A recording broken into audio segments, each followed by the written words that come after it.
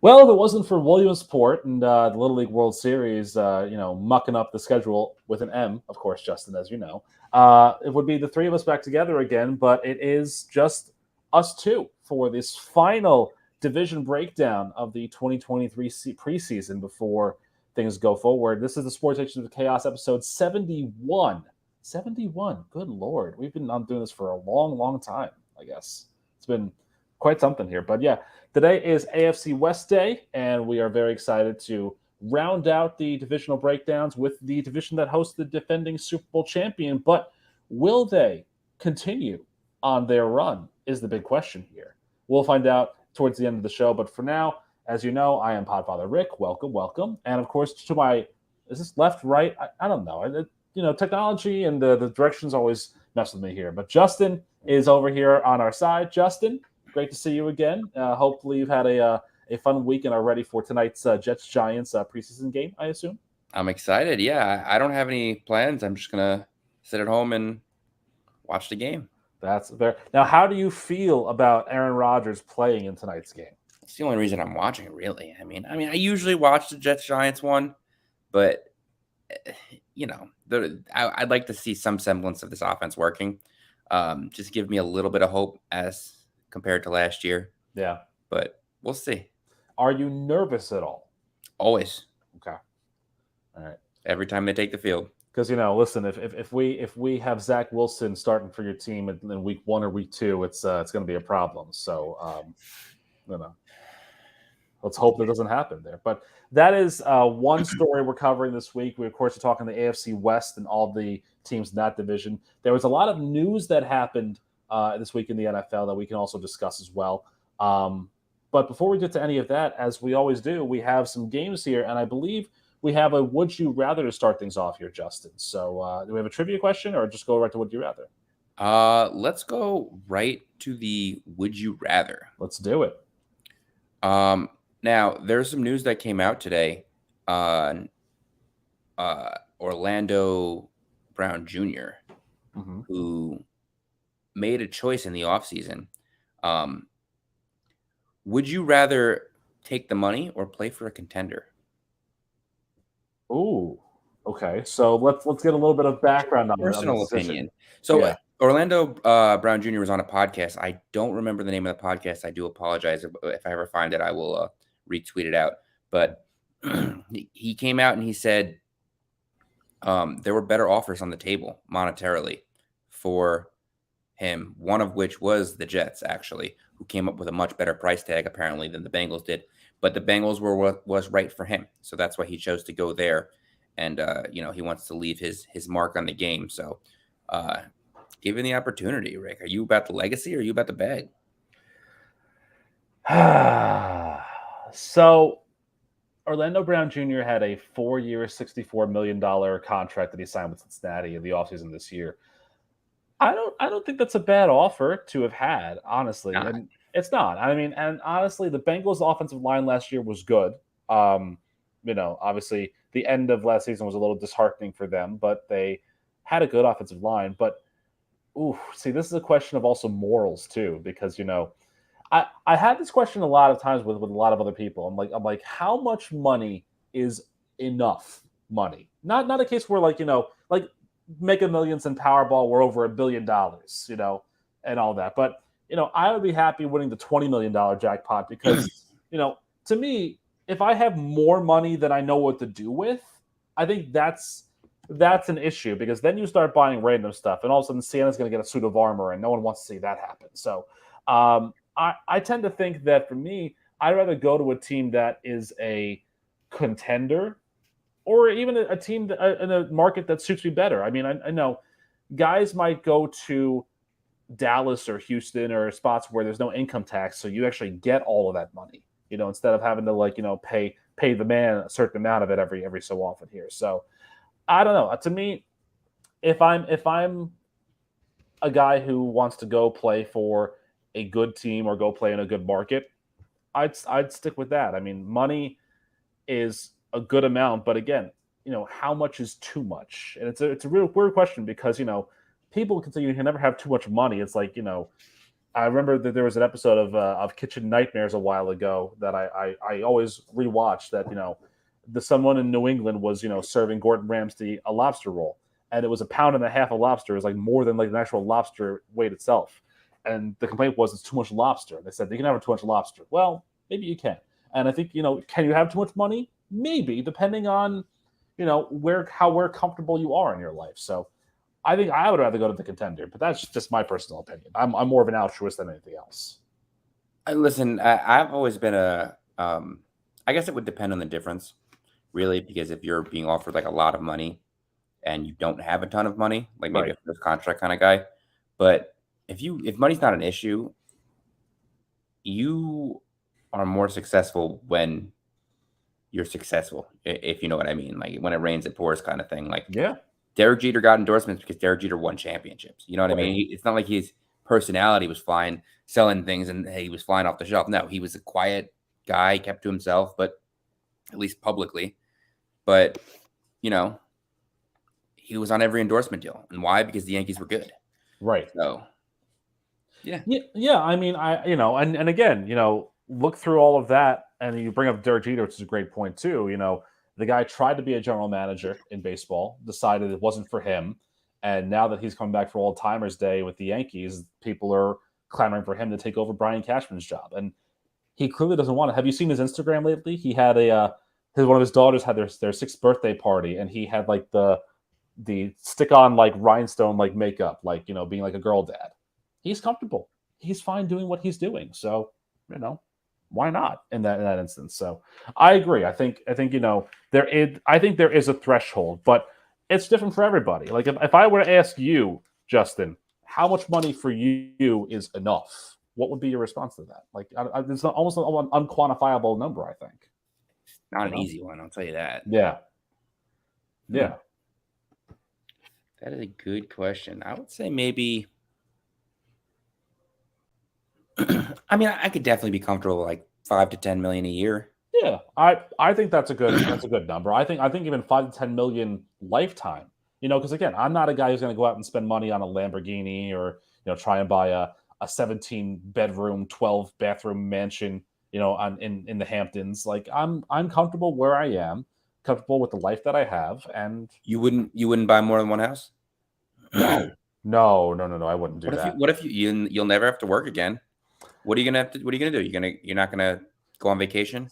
See, but the thing is that I enjoy my job, and I enjoy the other jobs that I have too. So even if I was a multimillionaire, I would still pick up like the little side gigs that I do. I would still go work a game for like $60. You wouldn't travel. You wouldn't money travel, sure, but again, like I don't know about an all expenses paid trip to like Japan or whatnot. Like I would keep it low key. I would go to Scotland, or I would go to Ireland. I wouldn't want a house in Florida for spring training. You can come back.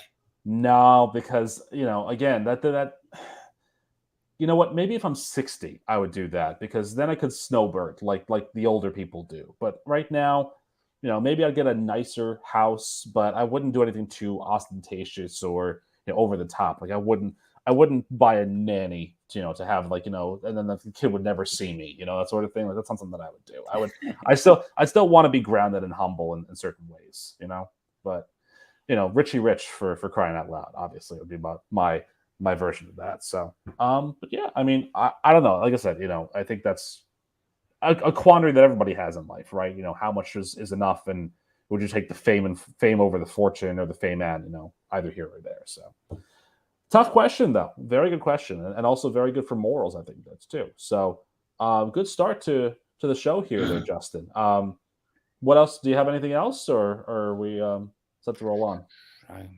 I don't think I have anything written down. Okay, well, that's fine, because I do.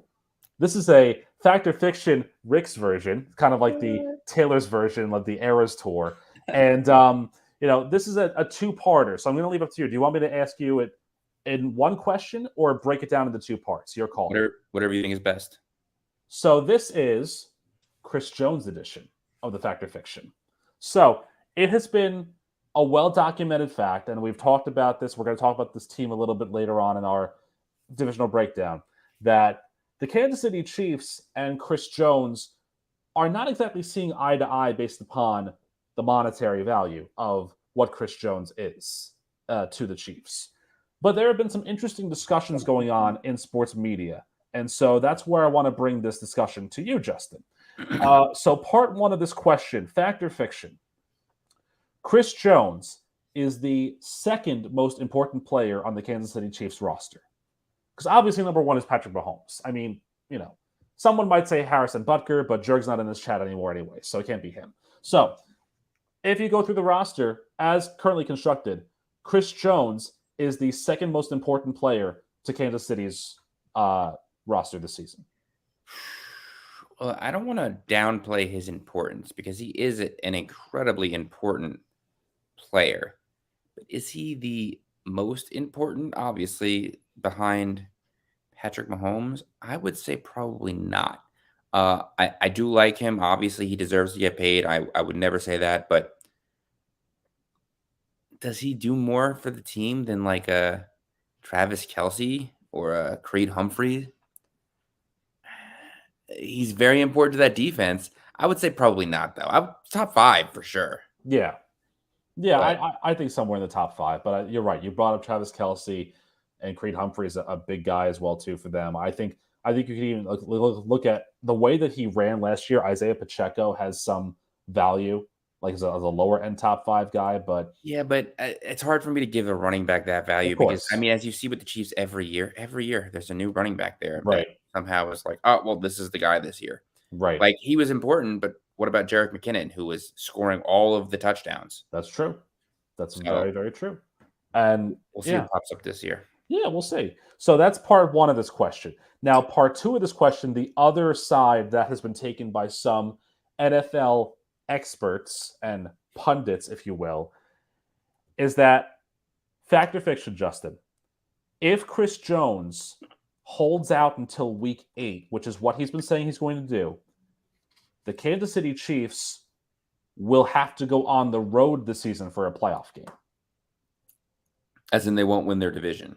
Or they will win the division, but they won't be a top 2 team. They'll have to, like, let's say they finish 3rd, and they'll have to play the number 2 seed or the number 1 seed. They have to go somewhere, which Patrick Mahomes has never had to do in the playoffs. I'm also going to say no. I mean, there was a lot of pieces that they lost last year on their defense that everyone was, oh no, the Chiefs they're not going to be as good. They're going to crumble, blah, blah, blah. No, it didn't happen. I don't think anything short of losing Patrick Mahomes shouldn't affect them standings wise. Mm-hmm. I mean, not unless they lose literally everyone. But I don't see that happening. I mean, the rest of their roster we'll get into. And I think there are guys that are behind Chris Jones who are, good good hands. But if you don't have Chris Jones, you're asking a lot of guys like George Karlaftis and, the guy that just drafted, Felix Anudike-Uzomah, Charles Omenihu. So it's questions, But it really does get the value there, too, because, again, Chris Jones, he wants, according to some experts, a contract that's about $30 million a year. And right now, he is comfortable holding out right now, it's $50,000 a day that he holds out. But you're talking about, if he holds out through week 8, that's about $7.5 million in game checks that he's comfortable losing because he wants a bigger deal. So, I don't know.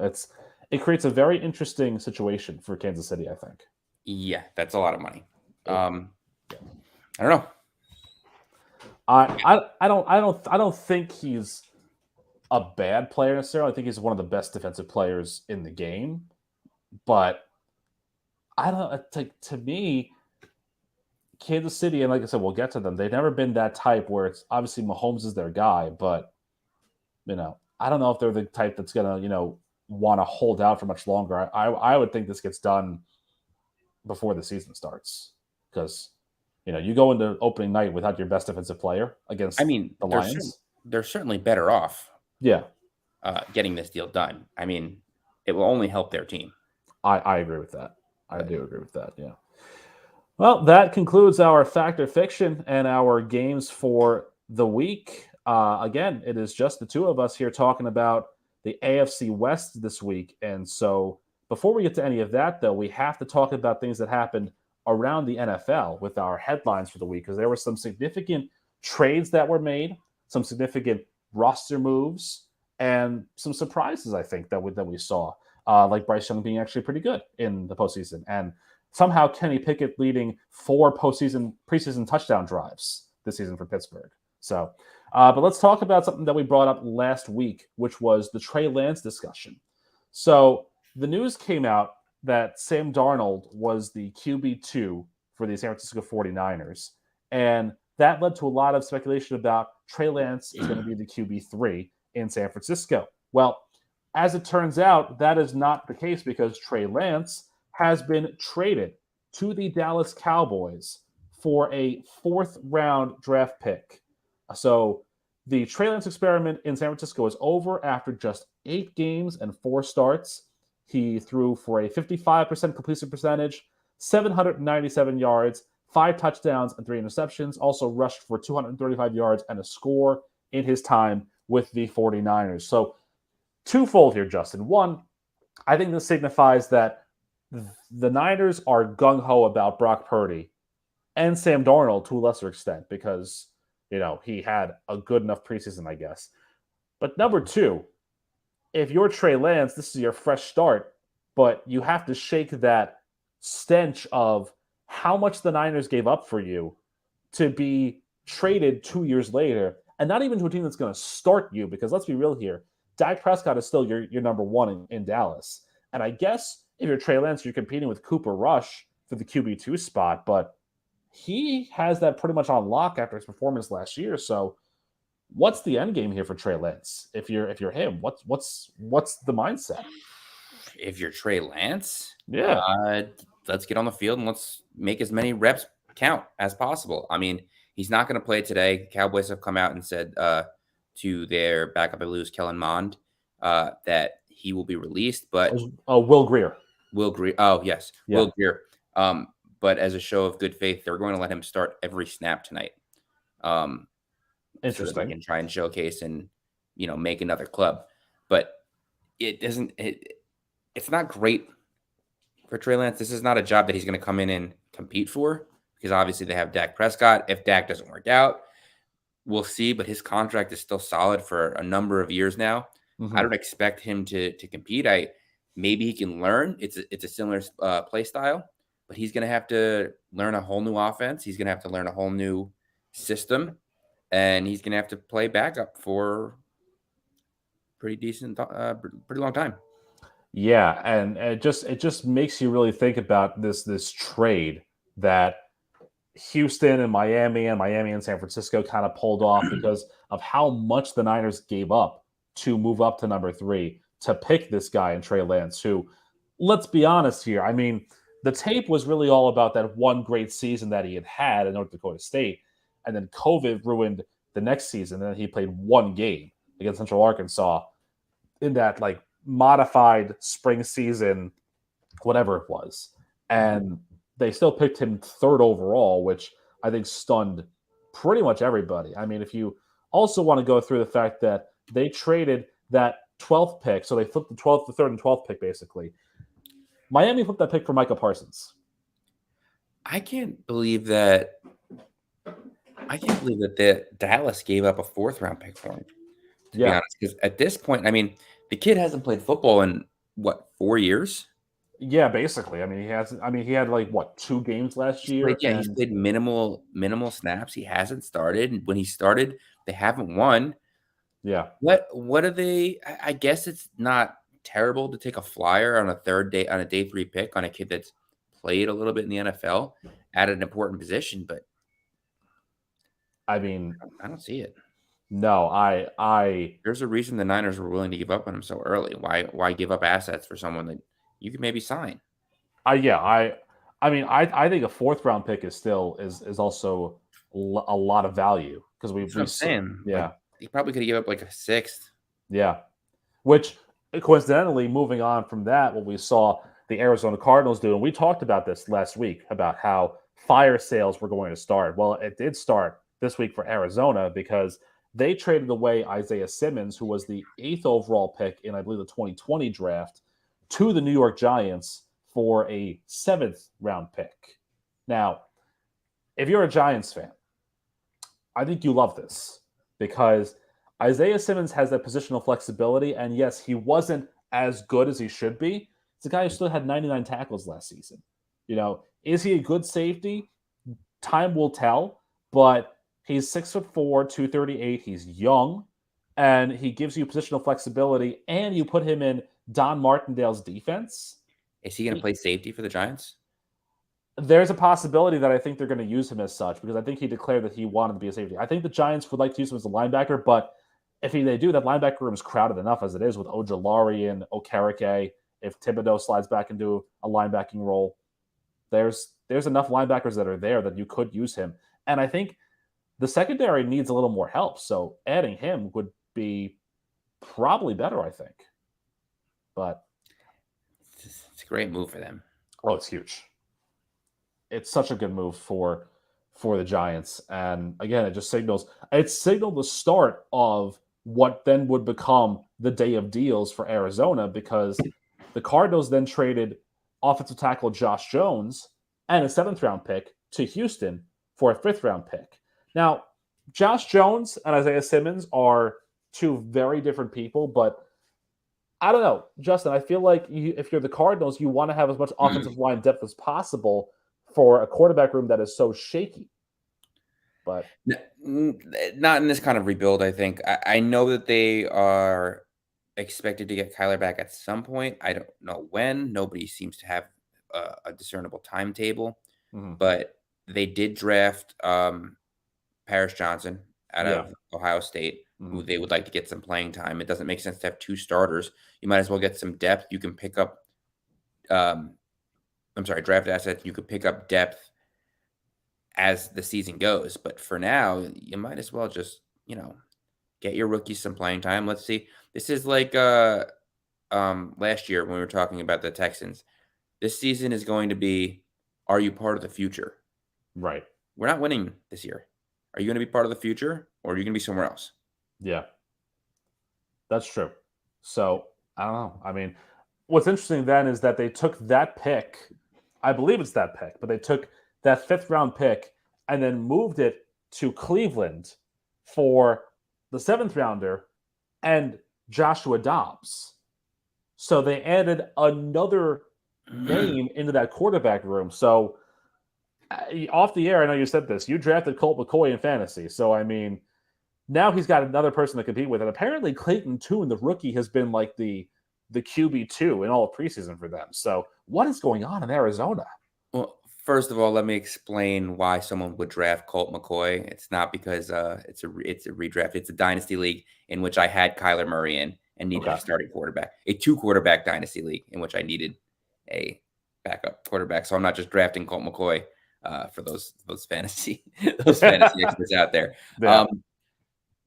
It's a very interesting move. I mean, it really is going to change the depth chart there quite a bit, because they did have 4 quarterbacks already on the roster. So we're going to see a lot of people cut in the next 24 hours or so, because cut downs are going to start this weekend. I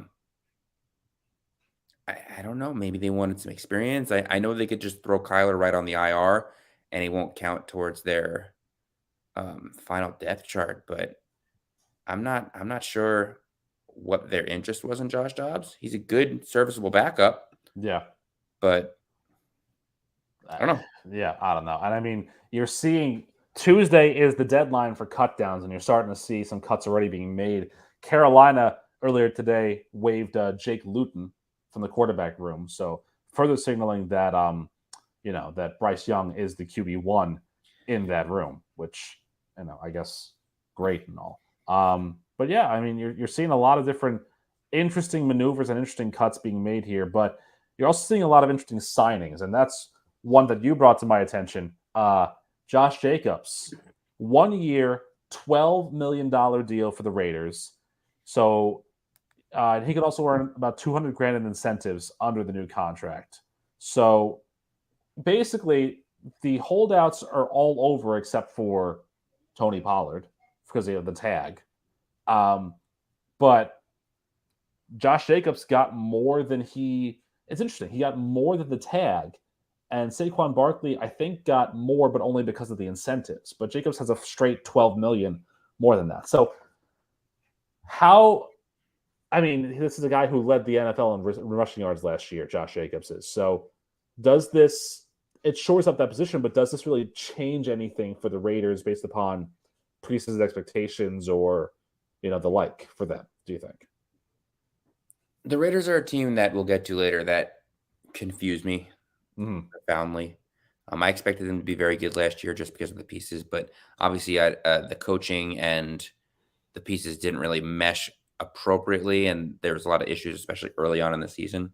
For having arguably two of the top offensive weapons in the league and a really stout defensive line, at least on paper, this team defies expectations. So I don't want to say it changes them because I'm not sure what the expectations should be. I'd love for Devontae Adams to have another huge season. We always love to see Josh Jacobs, healthy and running the ball like crazy. But how many games are they going to win with that formula? Because it wasn't as many as they thought they would last year. Right.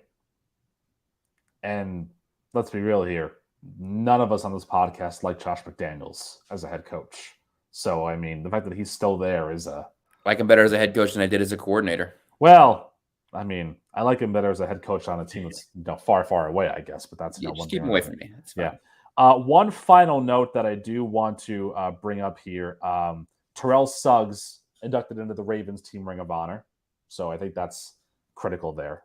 Good for them, and a huge honor for a guy who I think deserves it. Terrell Suggs was one of the better linebackers post Ray Lewis in Baltimore, and really feared in the AFC North. So congratulations to him on that honor. I think it's very, very well needed. I don't think we missed anything from the headlines that we're not going to talk about in a few minutes with certain other teams, unless you have something that I missed you could think of. Not football. No, I don't think so.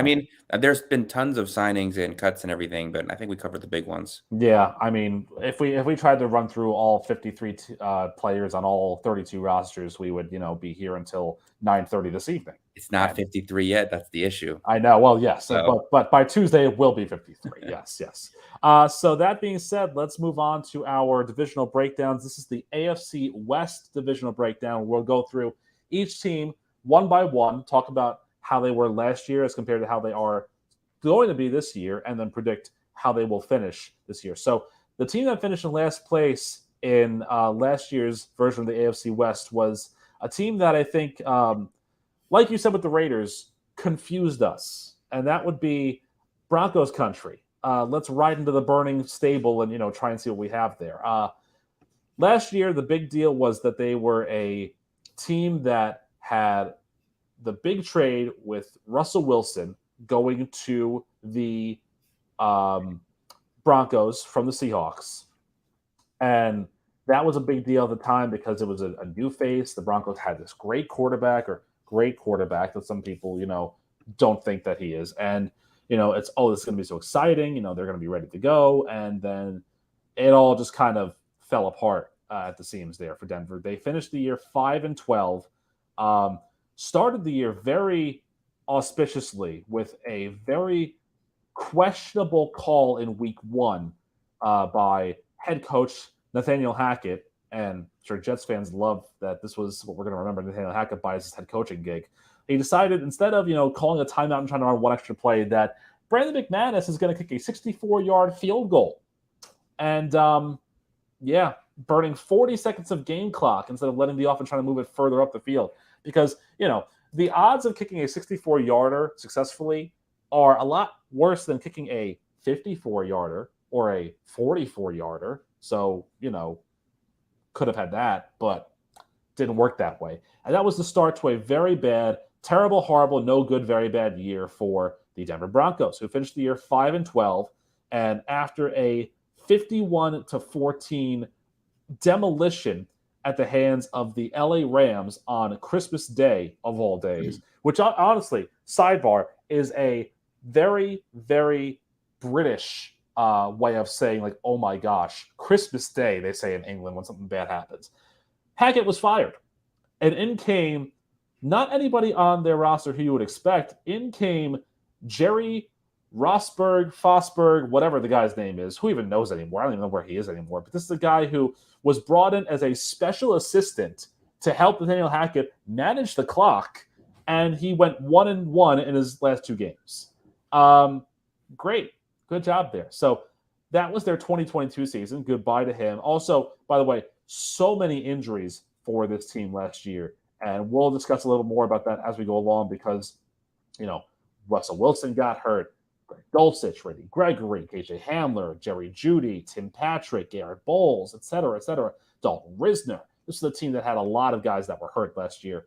And so this year, the decision made by the Walton Penner family group, who also owns Walmart, by the way, was to swing for the fences and bring in Sean Payton from the New Orleans Saints. Now, yes, he was not a guy who was coaching last year. He had taken a year off, but he was still under contract by the Saints. So they had to make a trade for him, that draft compensation. They traded away their first round pick, I believe it was, to New Orleans, the 29th overall pick that they got from the Dolphins for Sean Payton. So this is the team that had no picks until the 63rd overall pick this year. But Sean Payton is the new head coach. The team still led by Russell Wilson. Oh, boy. And they have a few new faces on the squad, including in the running back room, where they added Samaje Perine from the Bengals, who is trending towards being a number 1 guy. I mean, they still have Javonte Williams there too, but I mean, Perine's a guy who can carry the share of the load for that, if you will. Their wide receiver room still has Courtland Sutton, and until this past week, Justin had Jerry Jeudy, but he had a hamstring injury and will miss, I believe, a few weeks. So that's going to be a rough start for them. Obviously, of course, KJ Hamler and Tim Patrick are both out, or I think one's off the team, but Patrick had a second consecutive ACL or Achilles tear and is missing the entire season. So he's just snake bit at this point. Greg Dulcich is still in their tight end room, along with Albert Okwebunam and Adam Troutman. Their offensive line, Garrett Bowles, Lloyd Cushenberry, Mike McGlinchey, who was their big signing from San Francisco, who they got for a monster deal, 5 years, $87.5 million. So there's that Walmart money. Basically, that's the money they took from getting rid of the smiley face mascot that Walmart used to have. They gave it to Mike McGlinchey instead. So there you go there. So their defensive line includes guys like Matt Henningsen, Jordan Jackson, Jonathan Harris, basically guys who we don't really know much about. They're okay players, but it's that linebacker room that is big for them. Randy Gregory's there. They drafted Drew Sanders. Nick Bonito was a big signing last year. And their secondary includes guys like Patrick Surtain II, J.L. Skinner, who was another player they drafted, Riley Moss from Iowa, and a few other, Kareem Jackson and Damari Mathis. Now, what I will say, too, is their starting kicker is Brett Maher. So you better hope you don't have any extra points in Denver. You have to, go for it. And a big notice here. But with that in mind, Justin, this Denver Broncos team is interesting, to say the least. With a brand new offense led by Sean Payton, a brand new staff. Joe Lombardi is your offensive coordinator now. Davis Webb is coaching the quarterback. So I don't know what Davis Webb can teach to Russell Wilson, but, he's there. And on defense, they have Vance Joseph as their new defensive coordinator. So it is a reset of all resets in Denver. But will it factor into any kind of positivity for this team? They still have Russell Wilson as your starting quarterback, and for everything that he was last year, he was not very good in certain situations. But, that's the question here is, does this Sean Payton hire make Denver more of a threat or just another also-ran in this division? Well, that's what they're going to try and find out. I mean, the coaching was bad last year. It just was. They didn't ever seem prepared for the games that were there. But they brought in Sean Payton. He brought in his own staff. They seem more volatile than they were last year. I guess is a way to put it. But look, it couldn't really have been much worse. I mean, for your defense to be that good, uh, and your offense to be that bad says something. You know what I mean? So I expect them to take a step forward this year. They also were missing a humongous piece in Javonte Williams, who got hurt very early on into the season and missed the entire year. Uh, I think that a lot of their offense was slated to revolve around him and the running game. But look, they're gonna change it up. They're gonna give Russ a different look. They're gonna throw some more deep balls. Jerry Jeudy isn't expected to miss too much time. They did draft a young receiver that they really like. So look, there's gonna be some issues. Obviously, there always is. If that defense could be anything close to what it was last year, and Sean Payton is who we think he is, this is going to be a very good team. 7th best defense in the league last year, and 21st best offense in the league last year. Now, again, we talked about it, and you mentioned it too. They had 22 players on IR to end the season, which was the most of anybody in the NFL. And a lot of that, I think, had to do with, Nathaniel Hackett being just a god-awful head coach. But, Sean Payton has set the tone for starting off, how this year is going to look, because he's basically challenged Russell Wilson in a sense, because Russ had his own guys there. He had his own office basically. He was kind of the man high on the hill basically, because Nathaniel Hackett didn't know what to do with him. And now Sean Payton has challenged him. So you have to hope this makes them better. Schedule wise, Denver kind of got, I would say, the better end of being last place in the division, because the AFC West this year has to play the AFC East and the NFC North. Now, that in mind, they also have games this year against the Browns, the Texans, and the Commanders. If you're going to be a good team, those are games you have to win. But I don't know. I would think if you're Russell Wilson, I think you have to rely on and trust this team a little bit more. And now that there are better weapons in the running back room too, as well as wide receivers, it seems like it's going to be better. But again, how much will that Jerry Jeudy injury hurt them in the very beginning, do you think? I don't know. Let's take a look at their depth chart.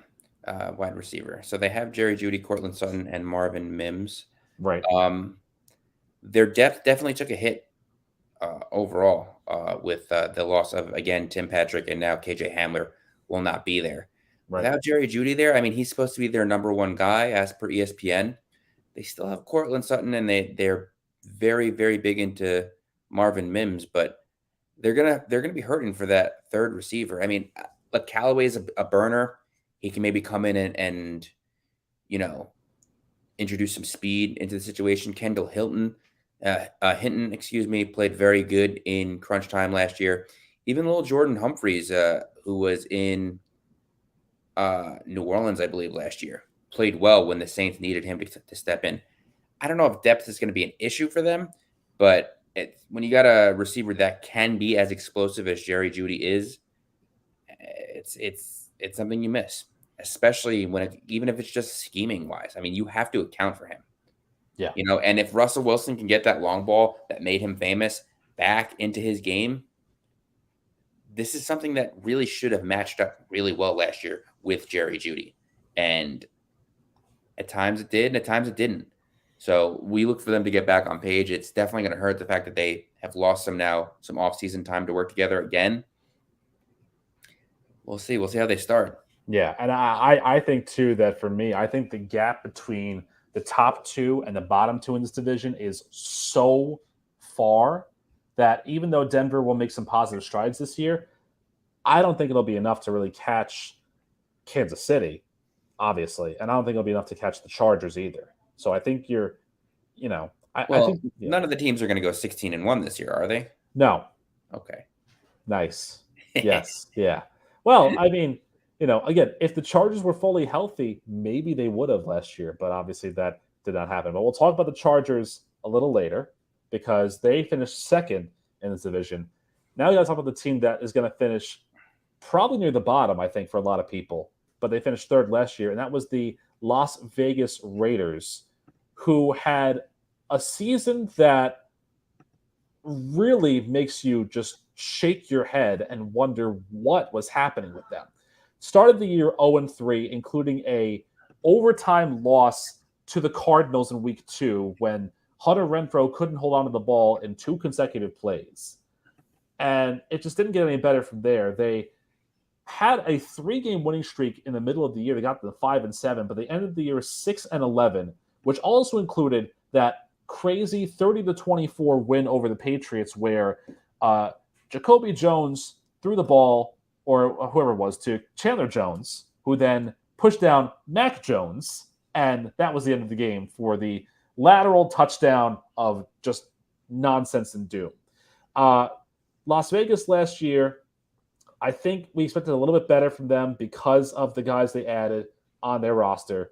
Because the big get was Devontae Adams, but even though he was a Pro Bowler, it didn't really seem like he was the answer there. It didn't seem like they could really do anything around him. And so that's why this year, in order to shake things up a bit, Josh McDaniels and the Raiders staff decided to say goodbye to Derek Carr and bring in Jimmy Garoppolo and his bum foot or ankle or knee or whatever is hurting on his body this week. So aside from that, they also replaced Darren Waller, who apparently got somebody angry because they weren't invited to his wedding, and he was traded to the New York Giants for a compensatory 3rd-round pick in March of this year. And who do they replace Darren Waller with? Austin Hooper. That doesn't really. Well, they drafted Michael Mayer too. Yes, of course they did. But I mean, they drafted Michael Mayer. But still, I think that's where they think their offense is going to come back. Right, as good as Austin Hooper is. Yeah. And he's never really been an offensive juggernaut, but he's a great blocking tight end. Yeah. I think that they're expecting to get a little bit from both of them to try and recoup that loss. Well, you better hope so if you're the Raiders, that's for sure. Full look at this roster. Obviously, as mentioned, Jimmy Garoppolo is the QB1.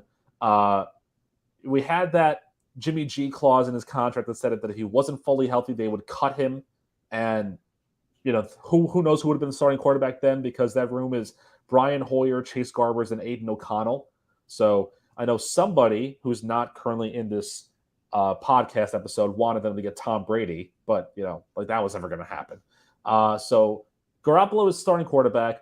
Josh Jacobs, who we mentioned at the top of this episode, is officially back on a 1-year, $12 million deal. They also added Damian Williams, who didn't really play a whole lot last year for Atlanta, but has had some good seasons in his bag with Kansas City, along with guys like Amir Abdullah, Brandon Bolden, and Sincere McCormick. So they have a very deep running back room. It's not a great running back room behind Josh Jacobs, but it's deep. That's fine, I suppose. They have in their wide receiver core, we mentioned Devontae Adams, who was an all-pro last season, caught 100 passes which is interesting.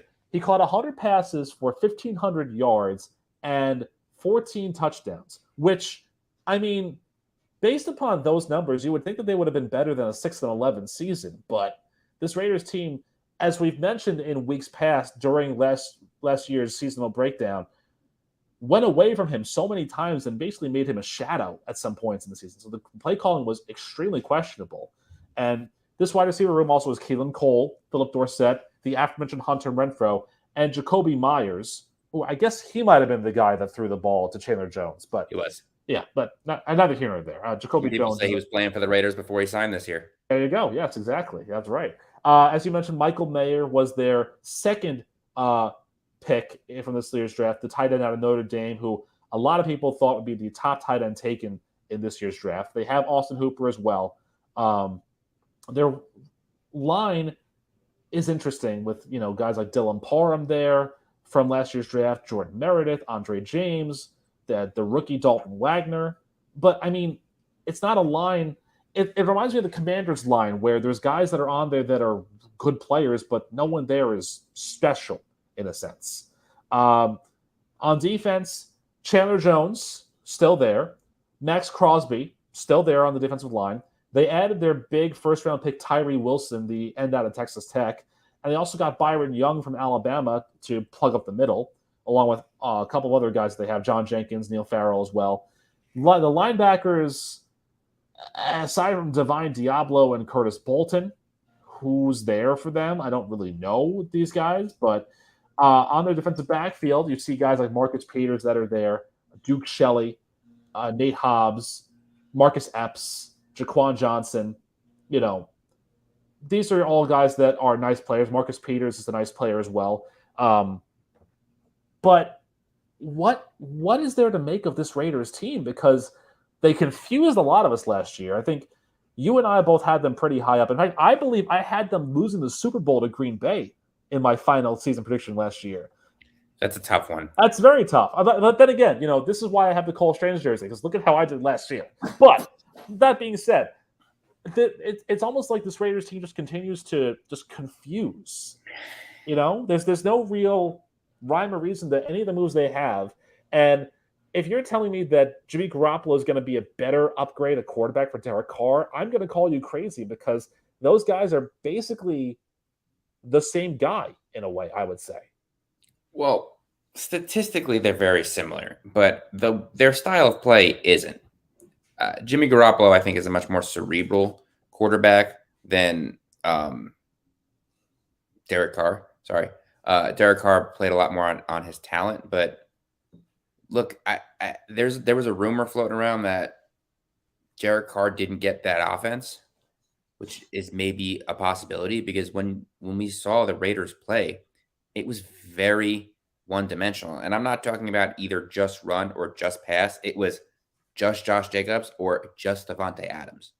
Yeah. And as great as that was for my fantasy team that won the championship last year, thank you, Davante. We can't have Josh Jacobs running 30 times a game and then Davante Adams have 8 catches for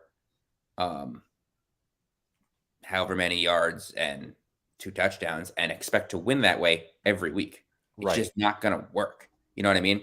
Yeah. So obviously Darren Waller was injured a lot of the year last year. It was unfortunate for him. He would have certainly helped. Hunter Renfrow kind of had a regression in his stats. It was not what they were looking for. And then there was really nothing else offensively. They had cut Kenyon Drake, who didn't pan out. They couldn't get anyone else really involved. And obviously Derek Carr was not happy there. So they're going with a new quarterback, someone that knows the head coach a little bit better, someone that knows the system maybe a little bit better. They've gone out and they've gotten some depth in there with Jacoby Myers, who again is someone that has been around the head coach before. And look, they have some more young pieces. They're deeper. We'll see. It's really like about whether or not you can get this system running, I think, is the issue here. Yeah. And if it's not, then it's Josh McDaniels going to be the one that's on the hot seat. I think he should be, but excuse me for 1 second. What do you want?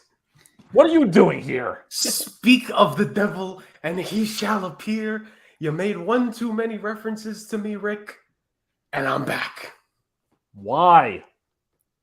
Why are you here? Had nothing to do. Oh well, I thought Williamsport was just conquering you for the rest of all time. No, of course. You mentioned Tom Brady being the starting quarterback for the Raiders, and look who appears. The man who's peddling that conspiracy theory, of course. Yes.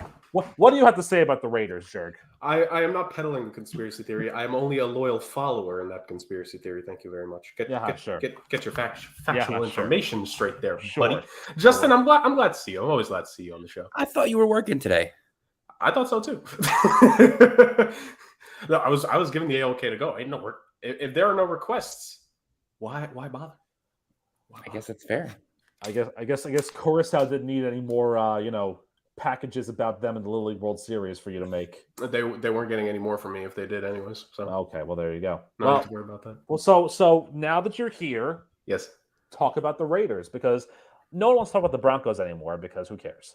Well, definitely not. That useless franchise doesn't deserve any more breath in the light of day. All I'll have to say is Russell Wilson's the starting quarterback.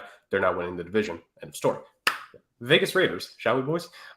As you've both been talking about, this is a very unique situation, to say the very least. This is a team that should be firing its head coach come season's end, but they will not be firing their head coach come season's end because the owner can't afford it. like we've been talking about this. I do not say this for hyperbole. I do not say this as a joke, despite the fact that A, I joke plenty on the show, and B, this is the Sports Agents of Chaos podcast. You expect a little bit of hyperbole with the name Chaos in the title, but no, the Raiders cannot afford to cut Josh McDaniels even just after year 2. Like, everyone talks about this. The most well-known fact in terms of cash flow and all that, Davis is the lowest of the owners of the 32. This is a well-known fact. It was not the only reason why it was feasible that they were going to trade/cut Derek Carr at the end of last season, which I definitely was a big proponent of that happening about midway through the season, was because the penalty that they would have gotten for releasing him was so minuscule compared to what the cap hit would have been of him staying, is that was A, the move they were going to make because he just didn't fit with McDaniels, and B, a pretty good financial move, to say the very least. So what the heck does this team have? Well, Brian Hoyer is the second string QB, guys, and Jimmy Garoppolo is the first string QB. Do you know what that means? No, stop it. This is yet another Patriots light experiment, and it's going to fail just as the rest of them do. Oh, wow. Look, in theory, there's decent skill position, as you both have gone into detail with. I don't need to regurgitate too much else, but you have Devontae Adams there. You have Hunter Renfrow, who should be, in theory, a good second, third receiver on a team. You have a young rookie in Michael Mayer, who should eventually get more playing time as the season goes, because let's be real here, Austin Hooper, despite the fact that he continues to defy all logic and be younger than most people think he is, because I thought he was like 33 and he's not. I don't know how. Meyer's eventually going to be the guy. They have I was about to say decent offensive line. They have a decent left tackle, and then the rest of the offensive line just exists for this team, which was kind of one of the problems for 2 seasons ago, funny enough, when they made the playoffs. So they just seem to defy logic whenever it comes to the O-line. And then the defense is the unit of this team where if you had to believe something could go right, it would be because of them, at least in terms of a decent front seven, with a guy like Max Crosby and Chandler Jones there, the two of them being the lead guys of the pass rush, with a Divine Diablo there in the linebacking course, strictly saying him just because of that amazing name. And then a defensive back crew where they recently got Marcus Peters, the veteran there, and they got Trevon Moehrig, who was a solid safety coming out the draft a couple of years ago. Like, This Raiders team is just a bunch of really. It's not special, and they have a quarterback who, at best, is going to be basically a more handsome version of Derek Carr in terms of play. Like, there's no reason to really assume a lot from this team. I can't say the Raiders got better this offseason. I can't necessarily say they got too much worse. They're just like, that is the definition of this franchise, this organization. I wish we could say that about the head coach. The head coach might actually be less than and that's going to be what cost him, because I think we've seen the experiment once. I mean, it's funny you guys started talking about the Broncos, because the Broncos fans could tell you about this when it comes to McDaniels as a coach. Not that good. Just not that good at all. So ultimately, Las Vegas, it's going to be a tough 2023 for them, to say the very least, unless a savior in silver and black armor. Stop it. You're muted. Riding through. Stop it. You're muted. Stop it. I can unmute. You just muted yourself. So, take that. And I'm back. No. Don't even start with that Tom Brady nonsense. No, because I don't know if you saw this, but there was a tweet that came out that was Sam Darnold and Brock Purdy walk into the QB room at 2-4 in week 7, and there's Tom Brady's smiling face, because California boys got to California, right? So I mean, the Raiders are just a questionable franchise and all, and no one really knows what to make of them this year, because no one really knows. One shout out I want to give to former New York Jet Greg Van Roten, Chaminade alum from Mineola. Good on you for Long Islanders. Jared, you're in Connecticut, you don't care. Anyways, moving on. So from the Raiders, we move on to the second place team, and a team that really should have lasted more than one game in the postseason. I mean, let's be real here. This is the talk about the Los Angeles Chargers. When you're a team that forces Trevor Lawrence to throw, 4 interceptions in the first half, 5 interceptions, and you lead 27-7 at halftime, good teams win. But Brandon Staley, might not be a good coach, guys. I don't know if you know this about him, but he might be a very bad coach in this league.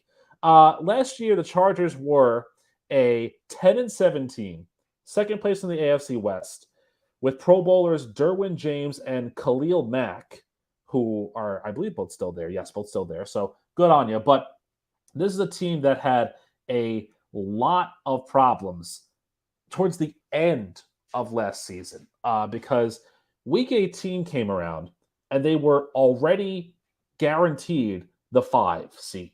They were already guaranteed a shot at the number 4 seed, which at the time was either Jacksonville or Jerg's worst nightmare, Tennessee. Would have been hilarious if it was Tennessee, but it was not. It was Jacksonville. And yet, Brandon Staley decided to keep his starters in the game for a very long time. And that was a problem because one of their best wide receivers, Mike Williams, was diagnosed with a fractured back after the game and missed the playoff game. So what you doing there, buddy? Brandon, you're not doing a very good job, are you? This team basically runs it back with, I would say, almost the same amount of crew as they did last year. They lost a few players here or there. Drew Tranquill and Kyle Van Noy and Troy Reeder, their linebacking crew are gone. They added Donald Parham back, who had a 2-year deal. And basically they kept most of their guys. Like they kept their special teams room together with J.K. Scott and Cameron Dicker. Dicker, the kicker, is back, so good on you for that. Now, they had some other signings, including 2 guys from the USFL and 1 guy from the XFL, so great. But they also added Eric Kendricks and Tay Crowder as linebackers, so that should help them out significantly there too. In the draft, this was a squad that added Quentin Johnson, arguably one of the best wide receivers in this class this year, out of the 21st overall pick, and a few other pieces here or there that may see the field, may not. But one of the big things that they did was they exercised the 5th-year option on their quarterback in April, and then last month gave him a nice, big, fat 5-year, $262.5 million bonus extension for getting them to the playoffs, I guess. Because, I don't really know what else Justin Herbert has done, but there we are. So, this is a squad, as we mentioned, Brandon Staley is their head coach. They have a brand new offensive coordinator as well, and it's just the guy you want Justin Herbert to learn from, Kellen Moore. Well, he's better than Joe Lombardi because Joe Lombardi is caring about air yards and all that sort of stuff. So, Kellen Moore is, obviously... Is that really a high bar, being better than Lombardi? It's a bar. You can run into it. You can run around it. You can run over it. Do whatever you want to do. Defensive coordinator is Derek Ansley, who I've never really heard of. And this is his first time as a DC. He was the defensive backs coach. So we'll see how that works out for them. As we mentioned, Justin Herbert is their QB1 and really the only guy that should see the field unless they're in a blowout win or a blowout loss. Like, if the Chargers start Easton Stick or Max Duggan at any point in time during the season, if it's not a game they've already clinched a playoff spot for or whatnot, then this is a team that's in a crisis mode. Running backs, let's talk about them. Isaiah Spiller is there. Joshua Kelly is there. And notice that I didn't mention Austin Eckler because Dean Spanos won't either because he's not going to pay him at all. So obviously, there you go. Running backs. Ha! Please. Their wide receiver room includes Mike Williams back from his back injury. Obviously, the aforementioned Quentin Johnston, Keenan Allen, Darius Shepard, Jalen Guyton, and Gerald Everett and Donald Parham are their main tight ends. This is a very talented room of offensive weapons there. On their offensive line, you have guys like Rashawn Slater and Zion Johnson, who was an interesting draft selection, but someone who played pretty well for them. Zach Bailey as well. Corey Linsley, who I think might be the starting center, other than Will Clapp. So we'll see what happens there. On defense, going to be interesting. Nick Williams, Scott Matlock, Chris Hinton, Austin Johnson make up some of their defensive line. Then, of course, there's the linebackers where you have a quandary of problems if you're an offense with Kenneth Murray, Khalil Mack, Eric Kendricks, Tay Crowder, Dion Henley, and, the other Bosa, Joey Bosa, who he's pretty good, I'd say. Their defensive backfield includes J.C. Jackson, who I think was trying to rebound and get back to health, form. Derwin James, the Pro Bowler. J.T. Woods, Asante Samuel Jr. So let's talk about this team. they're a good team. But you're in Kansas City's division, and you have a head coach who likes to do things that are a little weird, and the offensive coordinator who was with Dallas last year. You know, it's one of those things where it's like, oh boy, there. Does anyone want to start with this Chargers team? Because I mean, I don't really know what to say if you're a Chargers fan at this point. You know, fire Dean Spanos, maybe? I guess I don't know. Jared, what do you think? Always the bridesmaid, never the bride. It's funny that they were second place last year. It's funny that we're talking about them second to last in our order, because it just feels like destiny for this unfortunate team that they have to be second in so many ways when it comes to football conversation. And it's been that way for a while. I was Googling this earlier in the week when I was like setting up the description for the episode. I did not realize until I searched it that the Chargers have not won this division since 2009. Since 2009, that was the last time that the Chargers took the reins and headed the AFC West. And it's funny because Phillip Rivers, for the entirety of his career, and dang near every single playoffs he was ever a part of, had to face off against either Tom Brady or Peyton Manning. And now that tradition seems to continue, as it feels like for the rest of his career, Justin Herbert is going to have to deal with not just Patrick Mahomes. I mean, he already has to face him twice a year, guaranteed. He has to face Joe Burrow, most likely.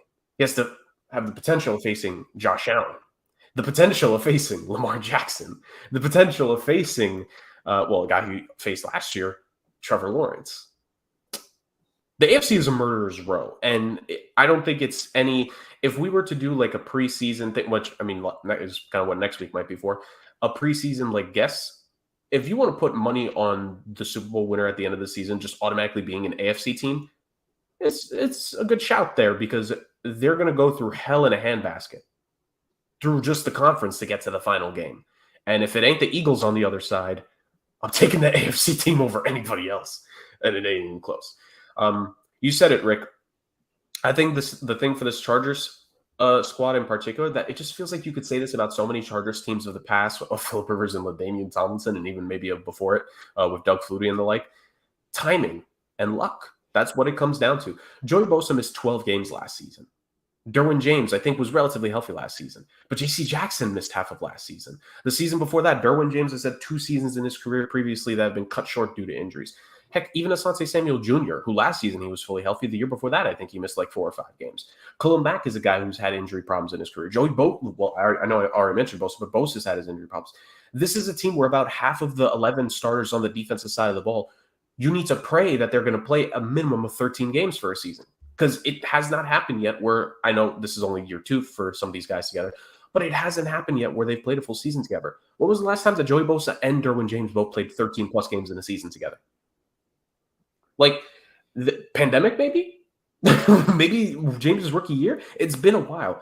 This team has always been about bad timing going against them. And that was the case last season, not just with the defense, but Rashawn Slater missing time and coming back late for the playoffs. Salute to that man, because I ain't playing through a torn, what was it, bicep or tricep that he ended up coming back from? I ain't playing through that. I barely want to go to work if that was me. And I work a very much less stressful job compared to Rashawn Slater. So all it is with this team is timing and luck, because if they could get either one of those this season, we're talking about a team that should be in the conversation for AFC Championship game favor in terms of making it there. You have the quarterback who can do it. He's not a social media quarterback like some jamokes want to make you believe in the analyst sphere.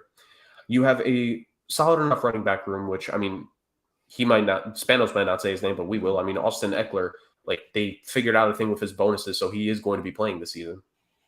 You have Keenan Allen there, the Mr. Consistency. You have Quentin Johnson there, who I think could have a really great rookie season with Herbert.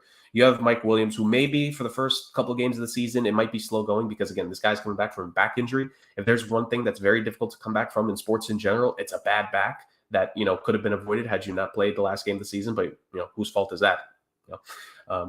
And the health of the offensive line, an amazing left side of the line, a decent right side of the line, and Corey Linsley, who's very good as a center. Ask Aaron Rodgers. He played with him for a good while. Corey Linsley is a very reliable center at the end of the day.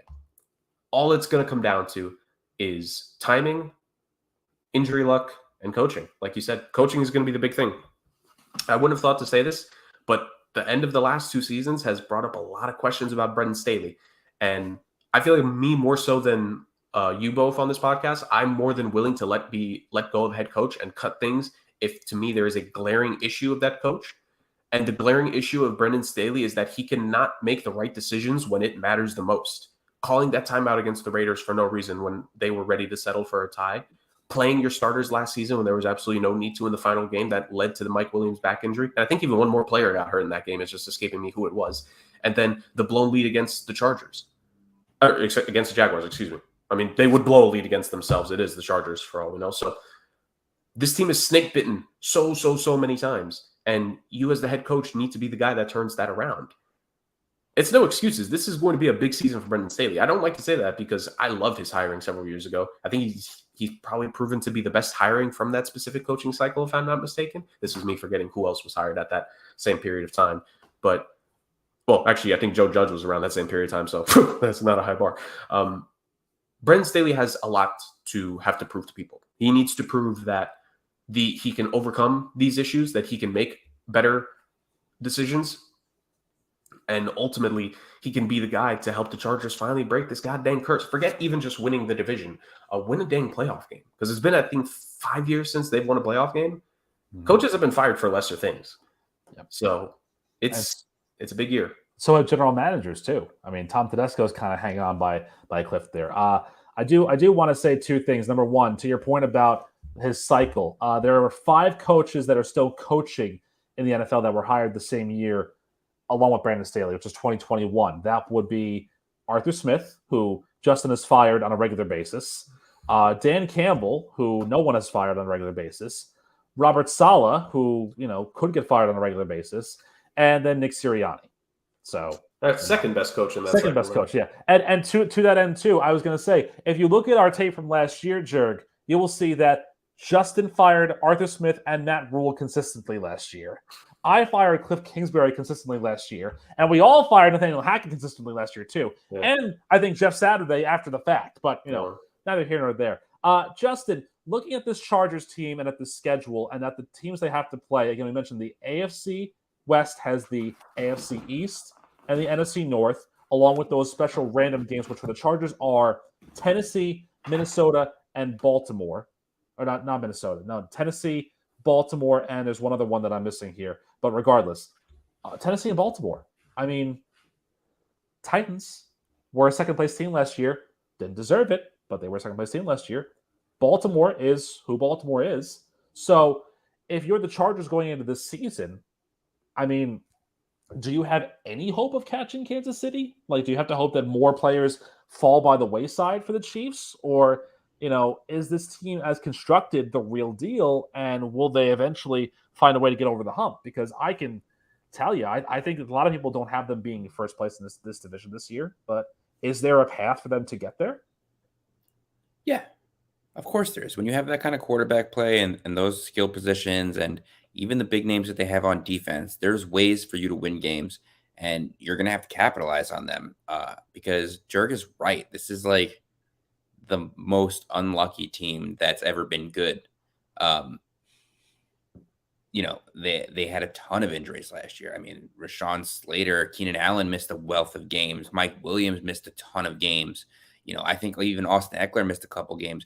Justin Herbert had major rib injury last year. He was playing in a bulletproof vest half the year.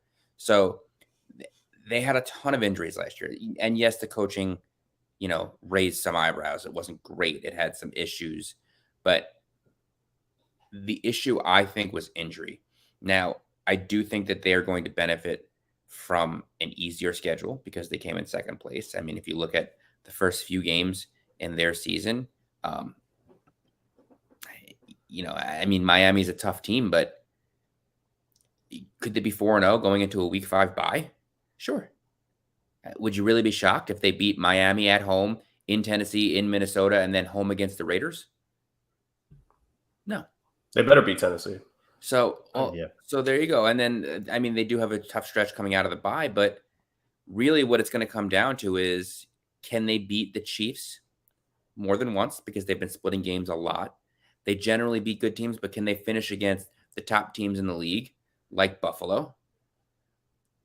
outside of those 3 games, is there anyone you really expect them to lose to? I mean, Dallas could be a toss-up. They're always a team that fights hard. People like New York, people like Detroit, and then there's Baltimore. But there's really no one else on this list outside of their division that's really tough. So absolutely they could win. They have a fantastic Pro Bowl level quarterback. They have good receivers, deeper now than they were last year at receiver, so they can sustain a couple of injuries. Austin Eckler tore it up last year. Hopefully their offensive line stays healthy, and hopefully that defense can stay healthy and they can make some noise. But there's definitely a path. But it's gonna depend on a few key games. They have to take care of business, and they're gonna have to take care of a few really key games. And that's really the only way they're going to take advantage of a team like Kansas City. Yeah, I will say that I do not have them 16-1 last year like I did last year. So thankfully, I don't have anybody that highly rated. Well, Justin, it's kind of unfortunate for us because that would have just been another guaranteed notch for us to be higher in the prediction standings at the end. Jerk. Anywho's, because I said I don't have anybody that highly rated, that means we have to talk about the reigning, defending, undisputed Super Bowl champions, which would be the last team in our 32-team breakdown and our AFC West divisional breakdown, the Kansas City Chiefs, who last year, as we mentioned, were the Super Bowl champions, winning that over Philadelphia. They are looking to repeat, which would be, honestly, interestingly enough, the first repeat Super Bowl champion since the 03-04 New England Patriots were the last to do it. They were 14-3 last season, beat the Jaguars by 7 in the playoffs, beat the Bengals by 3 in the title game, and then beat the Eagles by 3 in the Super Bowl. So if you were expecting this Kansas City team to be a murderer's row slaying the gauntlet of everybody that was there, I got news for you. It wasn't that way. They played a lot of close games last season. They beat the Chargers in week 2 by 3. They lost to the Colts by 3 the following week. And then they beat the Raiders by 1, lost to the Bills by 4, beat the Titans in overtime by 3, beat the Chargers by 3, lost to the Bengals by 3, only beat the Broncos in week 14 by 6. The Texans took them to overtime, which was surprising to everybody in week 15. And then the Broncos again were 3 points less in week 17. So this was a team that was good, got their wins, but did not really separate themselves. They did just enough to win those games. And so when you look through the NFL top 100 players of 2023, there's no surprise that Mahomes is number 1, Kelsey is number 5, and with Justin and I mentioned, Chris Jones was number 10 going into the season. But we'll get into him in just a little bit because there are some concerning things that happened this offseason for Kansas City. Number 1, Chad Henne retired. So the backup quarterback is, not Chad Henne. It's, I believe, still it's Blaine Gabbert now. So whoopee, it's Blaine Gabbert, even better. Number 2, Eric Bieniemy went to the Commanders to be the offensive coordinator and associate head coach. And so in all of Kansas City's infinite wisdom, the one guy, well, maybe not the one guy, the one guy that you think they would never bring to hire, they promoted from within, and their new offensive coordinator is Matt Nagy. So I think clearly that means this was Andy Reid's offense because Matt Nagy can, not coach himself out of a paper bag, if you will. But after last year, who did they lose from their team? Orlando Brown Jr., who we talked about, went to the Bengals on a big contract. Mecole Hardman has joined the Jets in the Aaron Rodgers dancing circus. Ronald Jones II is in Dallas. Juju Smith-Schuster goes to the Patriots of all teams. And Juan Thornhill to the Browns. Now, they did add some pieces, but, to be fair, aside from Blaine Gabbert, Lamar Jackson, the cornerback, doesn't really, strike me as a world changer. Richie James from the Giants can go fumble all the punts in the world that he wants to because, good on you, kid. Charles Omenihu from the Niners, and the tackles they added were Donovan Smith and Jawan Taylor. And, of course, who did they draft? They had a few draft picks. Rashee Rice from SMU, the wide receiver. Anudike Uzama, the DN from Kansas State, was their big top guy. And then they had all of these other players. So again, Andy Reid is your head coach with Matt Nagy and Steve Spagnuolo as your coordinators. The team runs through Patrick Mahomes. He is the MVP for a reason. He is the best player in the NFL. I think that is undisputed. You can argue a few names here or there, but I think Mahomes has shown you that he is just one of the best players of all time, not like the best current player they have. But let's talk about aside from Mahomes, because this Chiefs offense, the running back room is interesting because you still have Clyde Edwards-Helaire, who they're not going to do anything with. You still have Jerick McKinnon, who they're not going to do anything with. They added LaMichael Pirine, but really the star in that running back room was the 7th-round pick out of Rutgers, Isaiah Pacheco, which just shows you the value of running backs in this league. When a 7th-round guy, basically the Mr. Irrelevant of running backs, can be a Super Bowl hero, if you will. On their wide receiver room, yes, they have Sky Moore. Yes, they have Rashee Rice. But they also have Kadarius Toney, who was another Super Bowl hero, who I think is hurt for a little bit. They have Marquez Valdes-Scantling and Richie James, we've just mentioned. That is not a world-class room of wide receivers, and yet somehow Mahomes is going to make it work with those guys. Because rather than having a world-class wide receiver, they have a world-class tight end in Travis Kelce, who I think if he wins another Super Bowl, I think we're going to have a full Dwayne The Rock Johnson, Travis Kelce rock off, if you will. But, that's their main guy in the tight end room. Their tackles and their guards and their center. Obviously, Justin mentioned Creed Humphrey, and we talked about how valuable he is to this team. You look at the rest of that group, Joe Thuney as a guard, Nick Allegretti, Lucas Niang, Darian Kennard, Wanya Morris, Jawan Taylor, Donovan Smith, and, of course, the Prince, Tega Winogo. Very, very deep room, but a room that, we'll see. We'll see how they do. It really questions now the defensive side of the ball because, again, you have Charles Omenihu and George Karlaftis and Adiki Uzama on the defensive end. And Chris Jones, maybe. We still don't know, but he's on the roster. But maybe he doesn't show up for week 1. We'll see. Their linebacker room, Leo Chenal, Nick Bolton, Olakanle Fatukasi, and Drew Tranquil. It's a good linebacker room. It's not the greatest in the world, but it's a good linebacker room.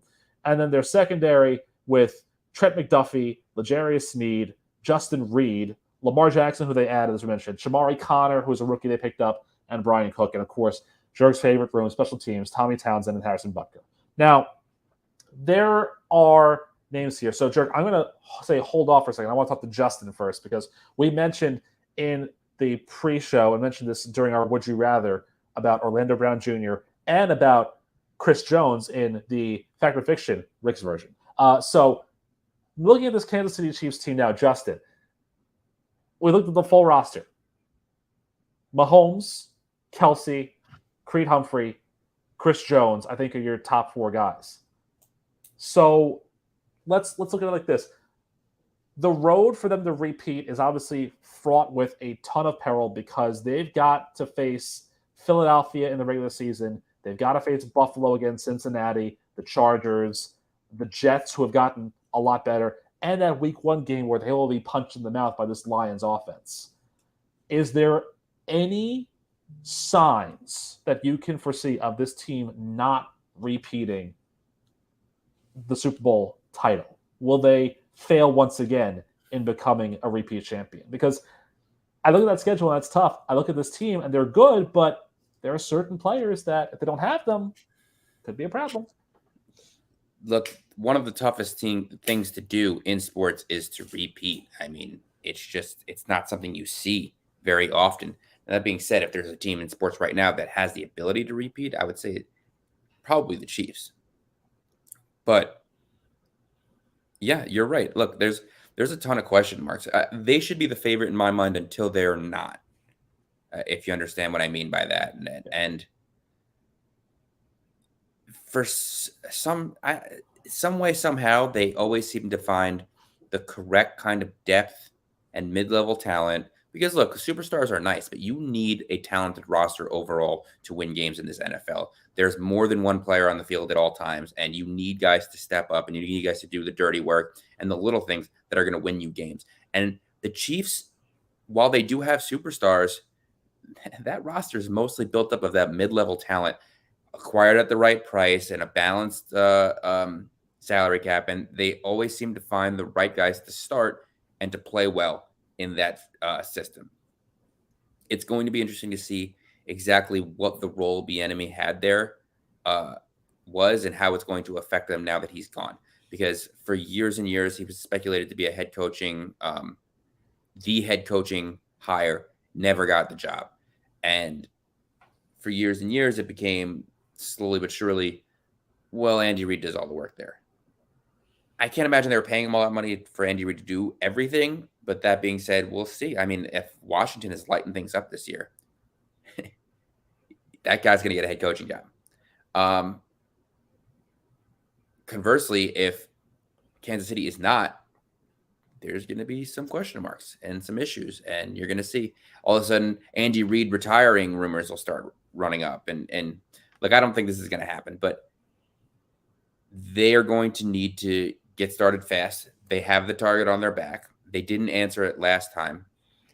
Although they came close. They did lose in the AFC Championship that year to Tom Brady on a crazy defensive call, if I'm not mistaken, where what's his name jumped over the line, was offsides, gave Brady a free play, and the Patriots went to the Super Bowl that year. I put that game out of my head, but you're absolutely right. Yeah. So yeah, it's it's going to be an interesting game. They did also lose Antonio Brown. It's going to be an interesting season. Orlando Brown on the offensive line. And yeah, I mean, I really would like to see them play. I'm ready for football. I don't want to talk about this anymore. I just want to watch them play. But as far as I'm concerned, listen, the Kansas City Chiefs are still the Kansas City Chiefs. They should be the favorite in every game. They should be the favorite in every season. They should be the favorite to win the Super Bowl. It's their league to lose. Yeah. That raises an interesting point. And by the way, just so we all are clear on this, if those rumors do start at the end of this season, remember, I was the one that called it first, way back when, like about 20 episodes ago. We talked about Andy Reid being a surprise retirement. I called that. This guy right here. This shirt. Me. Yeah. Jurg, to you. So I don't know if you followed along with the show in the very beginning. If you didn't, that's not a big deal, whatever. But the Would You Rather was about Orlando Brown with the money versus the, legacy. The Fact or Fiction was a Chris Jones 2-pack, where the questions were about Chris Jones, whether he was the second best or second most important player on the Chiefs roster. And, if he's not there, could they lose week one, or could they be a team that has to go on the road to play a playoff game? Because they've never done that with Mahomes as their quarterback. Now, you look at this roster and you look at how it's constructed. Take Chris Jones off this roster for a second. Are they still a Super Bowl contender in your mind? Absolutely. Justin just said it. This is the Kansas City Chiefs world, and we're all just living in it. This team has made the AFC Championship game every single season since they went to Patrick Mahomes as starting quarterback. This team has made it to 3 Super Bowls since Patrick Mahomes has been the starting quarterback. The one that they lost was actually the year after they had won. So the Kansas City Chiefs are one of the 2 or 3 closest teams that actually came relatively close. I mean, they got blown out in the game, but relatively close to repeating as champions, actually. The only other team would have been the Seahawks. And they were literally this close. About this much is what Marshawn needed to run before they decided to let some random Joe Schmo of a quarterback throw the ball to the goal line, and then that happened from there. But if there is any team individually that you have to say might have the best chance at going back to back in sports right now, it's this team. Patrick Mahomes is the best quarterback in this league, bar none. He is already easily in the top 10 conversation of all time, and maybe even a little bit higher than just number 10, to say the very least. Travis Kelce is, you could very much say right now, arguably the greatest tight end of all time. And like you said, one more Super Bowl just completely cements it. They're not a flawless team, obviously. I don't think there's such a thing as a completely flawless team in all of sports. I think you go across sports history, I think it's very difficult to find such a thing as a flawless team, for the factor of look at the greatest regular season in all 4 of the big 4 professional sports. None of those teams won a championship. all the teams with the most wins of all time in MLB and NFL and NBA and NHL, none of them won the championship that year. So if the best team regular season wise in all 4 sports histories didn't win the championship that year, it just goes to show you that it's very difficult to win. And this Chiefs team has just shown that it can do it better, because you pointed out their margin of victories, Rick, during the playoffs. And this is the ultimate reason why I will pick Kansas City over Buffalo, or I will pick Kansas City over the Chargers, because those 2 teams, I fear it being a close game coming down to the final possession. I fear it for them. I fear anybody having to go up against Patrick Mahomes and the Kansas City Chiefs, whether they're up or down by a possession at the end of the game. Because the Kansas City Chiefs get it done. 13 seconds to tie the game, and they did it. Down 20-plus points in a playoff game, they did it. Losing their franchise quarterback for the rest of the game twice, they did it. The Kansas City Chiefs just know how to win. And it's one of those generic terms that we sometimes throw out a little bit too often, I feel.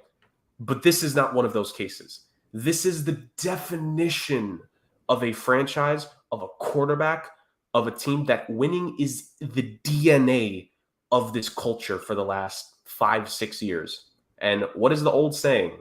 To be the man, you have to beat the man. And I don't know who can beat this team in the AFC. Now, Chris Jones obviously missing what could potentially be the first half of the season. Will it be a little bit more difficult road for them? Of course. Losing your best interior defensive player and probably the best player in your defense. We would say this about any team. It's not going to be easy. But that being said, if there's any offense that you could rely on to match the opposing offense in a week-by-week basis, this is the offense you're looking at.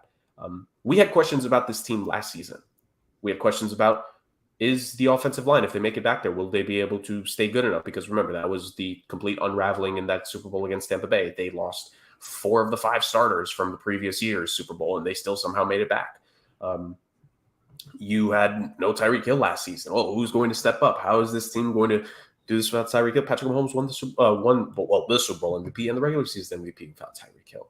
This Kansas City Chiefs defense, who they've slowly lost pieces the last couple seasons. This is not the same defense in any way, shape, or form of what it was in the first Super Bowl victory that they had. Tyrann Mathieu won on that team last season. The defensive lineman that Justin had mentioned there in one of their AFC Championship game spells, D Ford, he wasn't even a part of that first Super Bowl. He was actually traded before the first Super Bowl victory. He was sent to the San Francisco 49ers, and the other way, no, it wasn't in that same deal, but the Chiefs had acquired a guy. They just cut him this past offseason. He's like 3rd all-time in postseason sacks.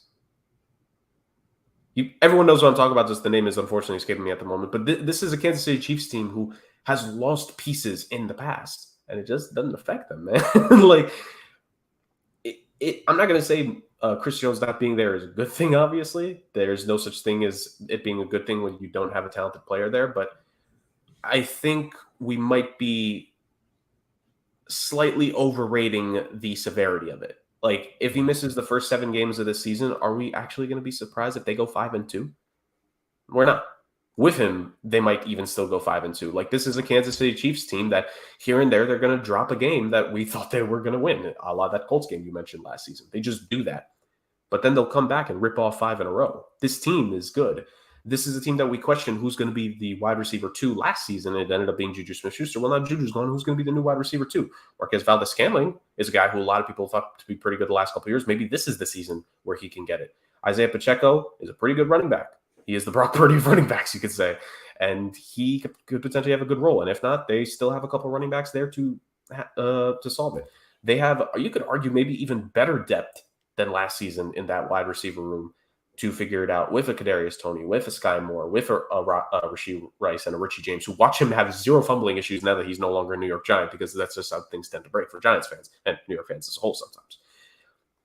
At the end of the day, the Kansas City Chiefs are, simply put, the best team in football because they are the defending champs. This team very much deserves to be at the mountaintop. They deserve to, once again, be the final team that we talk about here in our divisional previews. And it's for good reason. This is the team in football that everyone aspires to be. This is the team that people are going to be trying to copycat for years to come. Sports is a copycat game. People are going to try to copycat this team. Why do you think the Falcons went up, got Kyle Pitts a couple years ago? looks really good to have a tight end, but you got to have the quarterback to figure it out. This team has it, man. And look, are there other talented teams? Of course. Well, I just mentioned about the AFC earlier when it came to the Chargers. The Chiefs got to deal with all these teams too. But I just don't think this team, like, I've never seen this team in this 5-6 year run rattled. Have you ever seen them rattled? Honestly, have they ever been rattled? Have you ever looked at the sideline when the cameras go there? And have you seen Andy Reid look distraught? Have you seen Patrick Mahomes chew on his mouth guard, be like, dang?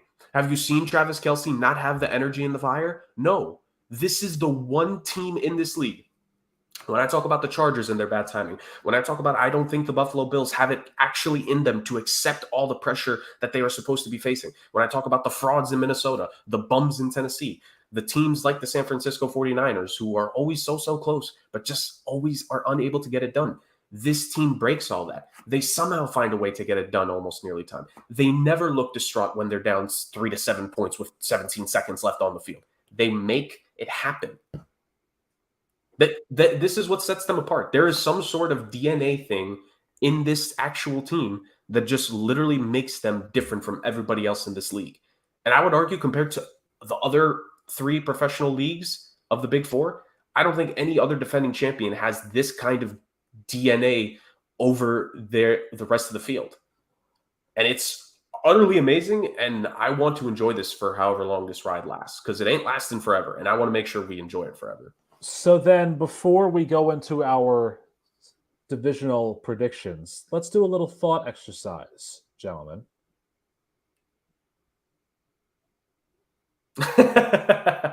I was not saying. Here's the thing. I didn't say that. I said they're not. No. But what I'm going to do is I'm going to run through their schedule, and we'll say, whether we think they can win those games or not. So, week 1, they're home for Detroit, opening night.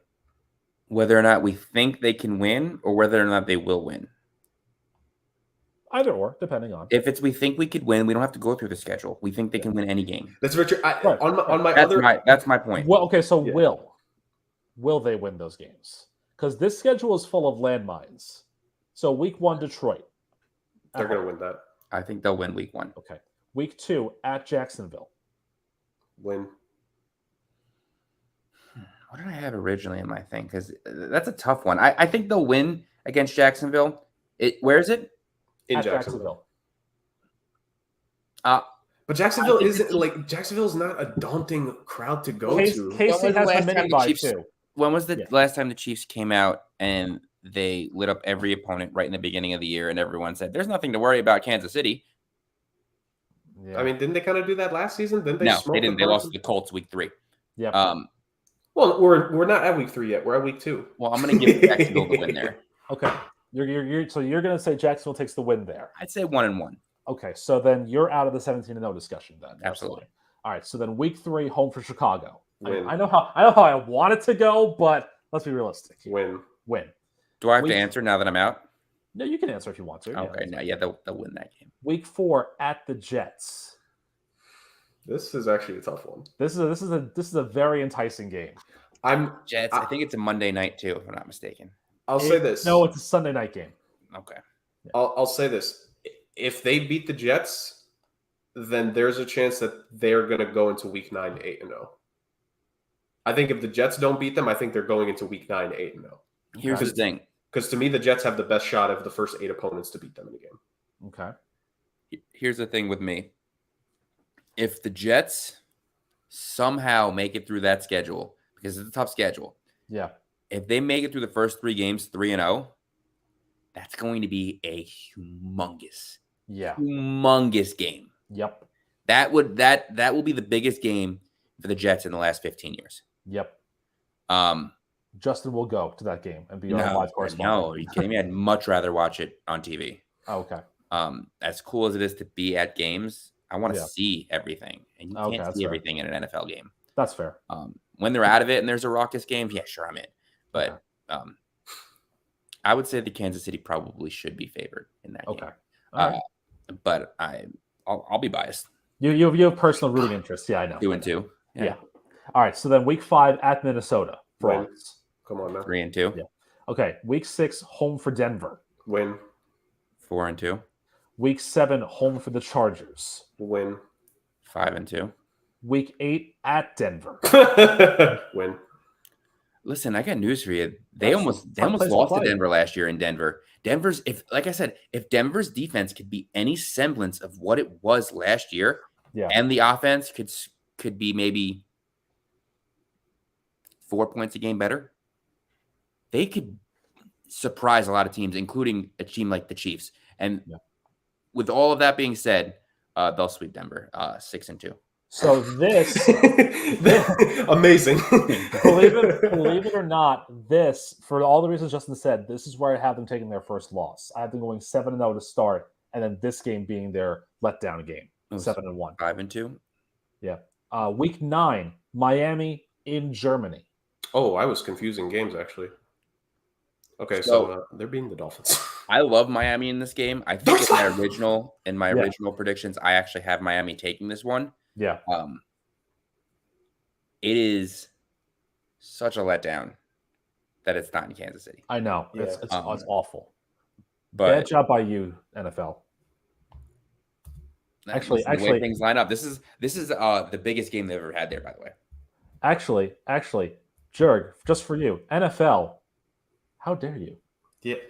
Like, it just, every once in a while, there comes a moment where it's like, this is such an easy decision to make. You cannot possibly screw this up.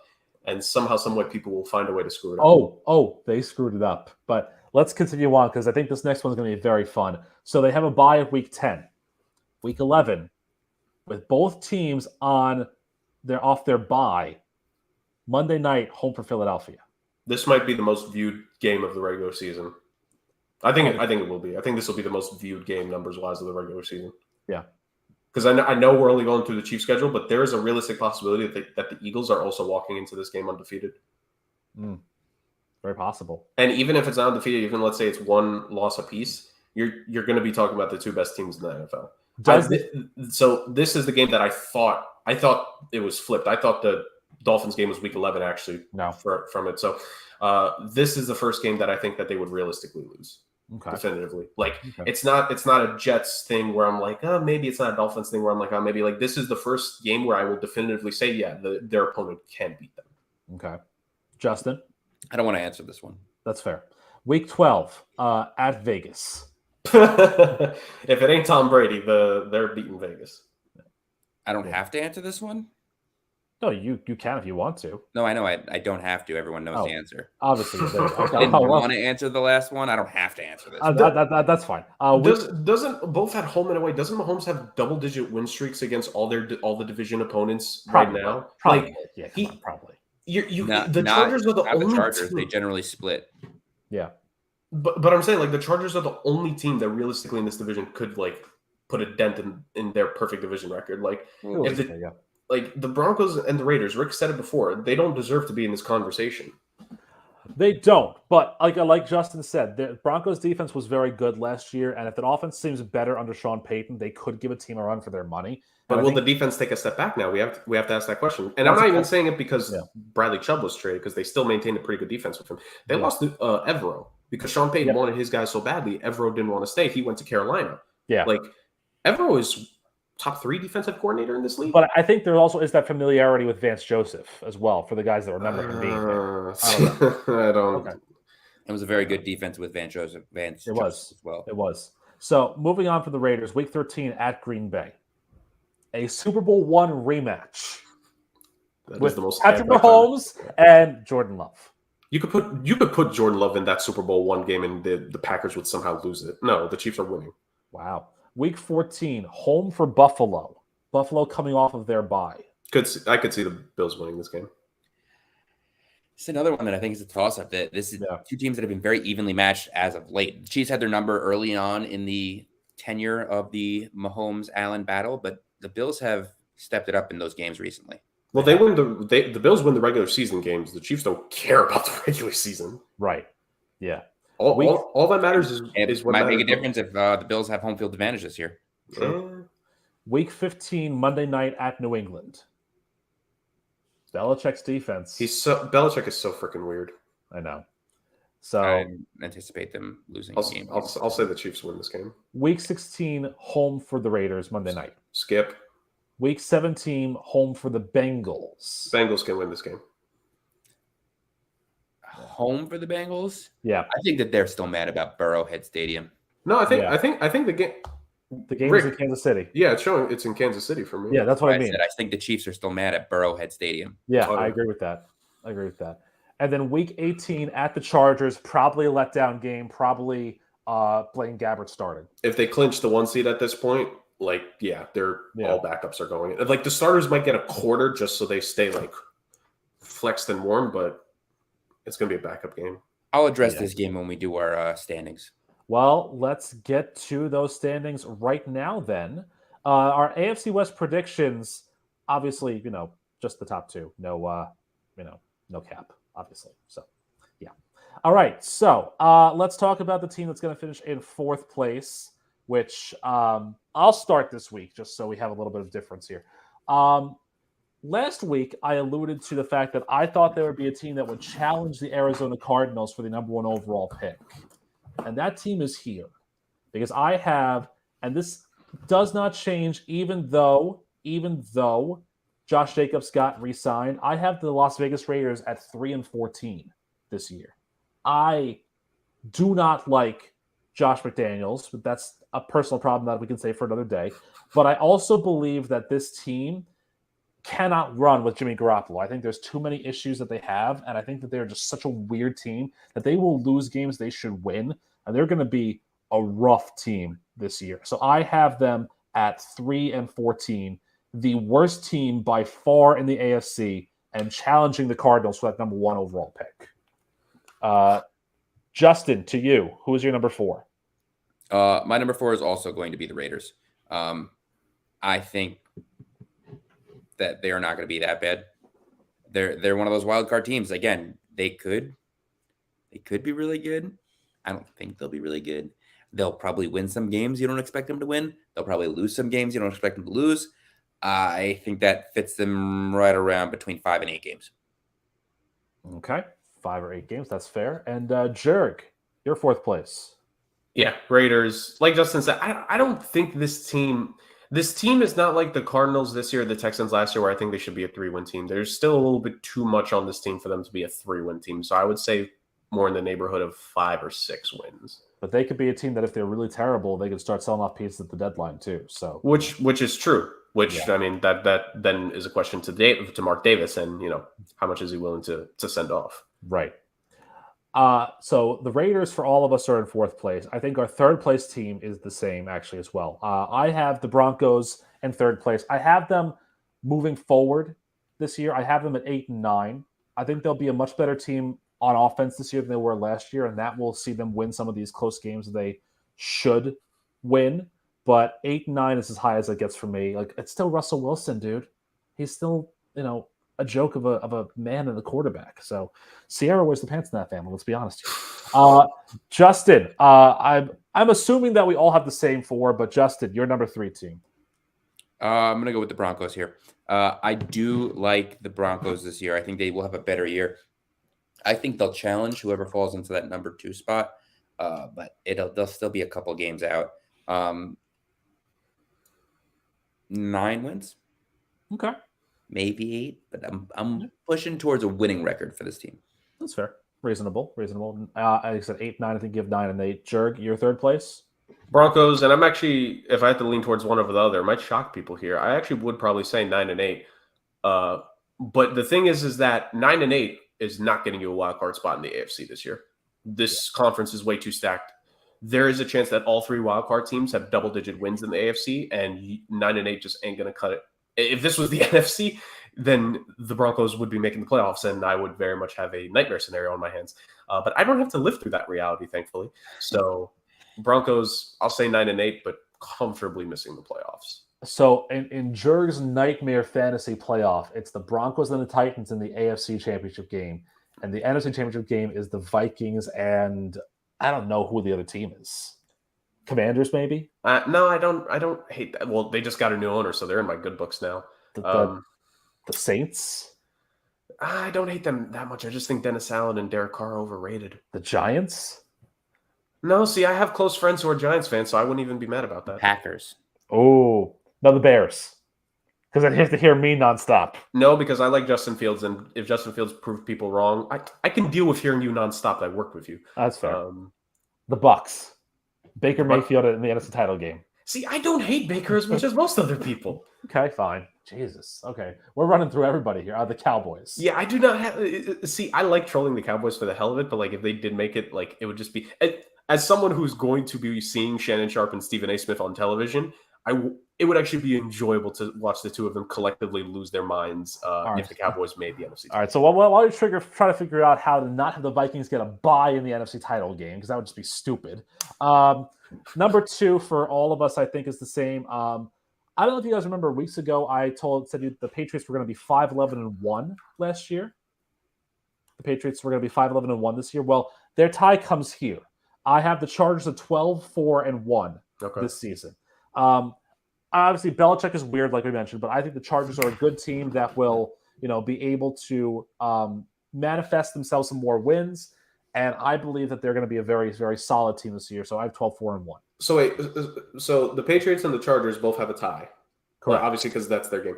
Correct. Refresh my mind here, Rick.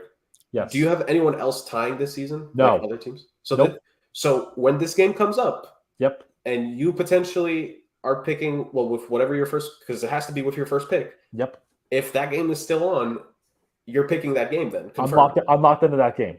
That's week 13. I'm locked into that game. Okay, so Justin, if either one of us have the chance to, we got to just take that game for him.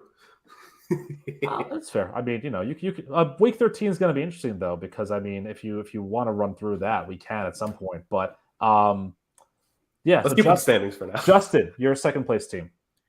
So this is where I wanted to get into it. So I think it's going to be very close, and I think that one team benefits from a lot easier of a schedule. And I highlighted when we did the Chargers specifically that Bills-Chargers game, because I think that if the Chargers can pull that game out, we're going to see a Week 17 for the division. You mean Week 18? Week 18 for the division. The issue for the Chiefs is that's in Los Angeles, I believe. Is that really an issue? The Chargers don't have a home environment, dude. If you look at their record, the Chargers don't really have a great home environment. Their fans don't show up in Vegas, in Los Angeles, whatever. Well, they don't show up in Vegas for the Raiders. So I'd rather be home than away. Just plain and simple. Playing for the division against a good team, I'd rather be home than away. So that being said, I'm gonna give it to the Chargers this year. I'm gonna say that it is a tied record. They will both have 13 wins. And due to a tiebreaker, I'm gonna give it to the Los Angeles Chargers. Wow. So for the first time since 2009, the Chargers will win the AFC West, according to Justin. So wait, what's the tiebreaker then? Is it division wins? Is it conference wins? I don't think it'll be division wins. I think it'll probably be conference wins. Okay. Wow. Suddenly, my Seattle Seahawks and Atlanta Falcons picks are looking pretty good right about now. But, that's just me here. Okay, so that's a tie for first, with the Chargers being the number 1 team and number 1 seed in the division. Okay. Jurg, you could give your thoughts, or you could just go ahead and tell us the Chargers are number 2 and we can move on. Yeah, Chargers are my number 2. Again, I stand by let me teach something to people. You can praise people, but not have them being the best of the best. Let me just teach that for NFL Twitter real quick, because I've had so many machinations with NBA Twitter recently. So let me, spread that to NFL Twitter as well. The Chargers are talented. The Chargers are great. They're good. They are. But I thought last year was the down year for the Chiefs, and I picked the Chargers last season to win this division, and it proved me wrong. You could call me somebody scorned, Lord knows I've made decisions based off of scored feelings in the past, and it doesn't always do me well. But in this case, I'm pretty confident with saying the Kansas City Chiefs are going to win the division again. So the Chargers are second. But kind of similar to what I said about the Niners and Seahawks last week, I'm willing to say it's a very close thing. What was it, 3-4 game difference between these two teams last year? Yeah. Yep. I don't think it'll be that again. If the Chiefs do win 14 games this season, I could see the Chargers having 12, or maybe the Chiefs at 13-4 and the Chargers at 11-6, maybe 12-5. Maybe it is just one game, and it could just be the fact that the Chiefs had one extra win going into that last game. If I could see a scenario where it's week 18, the Chiefs have 13 wins, the Chargers have 11 wins, and the Chiefs just rest everyone. Like, that's probably what it could be. So, but yeah, Chargers are my second team. Yeah, and I think, the Chiefs are both of our number ones. I have them at 14-3. I had them at 15-2, and then I switched one of the games in division because I think there might be a little letdown here or there. Actually, it wasn't that week 18 game. There was another game that I had them losing, ironically enough, to the Broncos. So there you go, week 8 that loss. So they're a good team. They're going to be the number one seed, but they don't have to go out and be 17-0 to prove their point, but I think they're just a team that runs on all cylinders. The Chargers can definitely give them a run, but I think, much like last year when we thought that they were going to do the same thing again, it's not going to be that way. So Kansas City's my number one. Jurg, Kansas City's your number one as well? Yeah, it's for everything I've said already. I don't need to regurgitate it to extend this any further. Chiefs are the team in this league easily. Yep. So just to recap, the AFC West for all y'all, the Raiders are our number 4 seed, conjoined, and the Broncos are number 3. Jurg and I have the Chargers at number 2 and the Chiefs at number 1. Justin has the Chiefs and the Chargers tied for first, Chargers winning on a tie break and being the divisional winner, so stopping Andy Reid's run through Kansas City and through the AFC West. So that is it. We've done all 32 of our teams in this divisional breakdown, which means that next week we go for it all. We're talking all of them, all the playoff picks, the Super Bowl picks, the wagers, the bets, all the fun things that are going to be on the line, and possibly picking our Kansas City versus Detroit winner for starting the pick challenge on the right foot, which, yes, Jurg has that win in his bag, but that will be that for that. And so, therefore, we're going to leave this episode. I had mentioned that I might want to do a rant podium, but something has bothered me recently, and I need to ask a question of somebody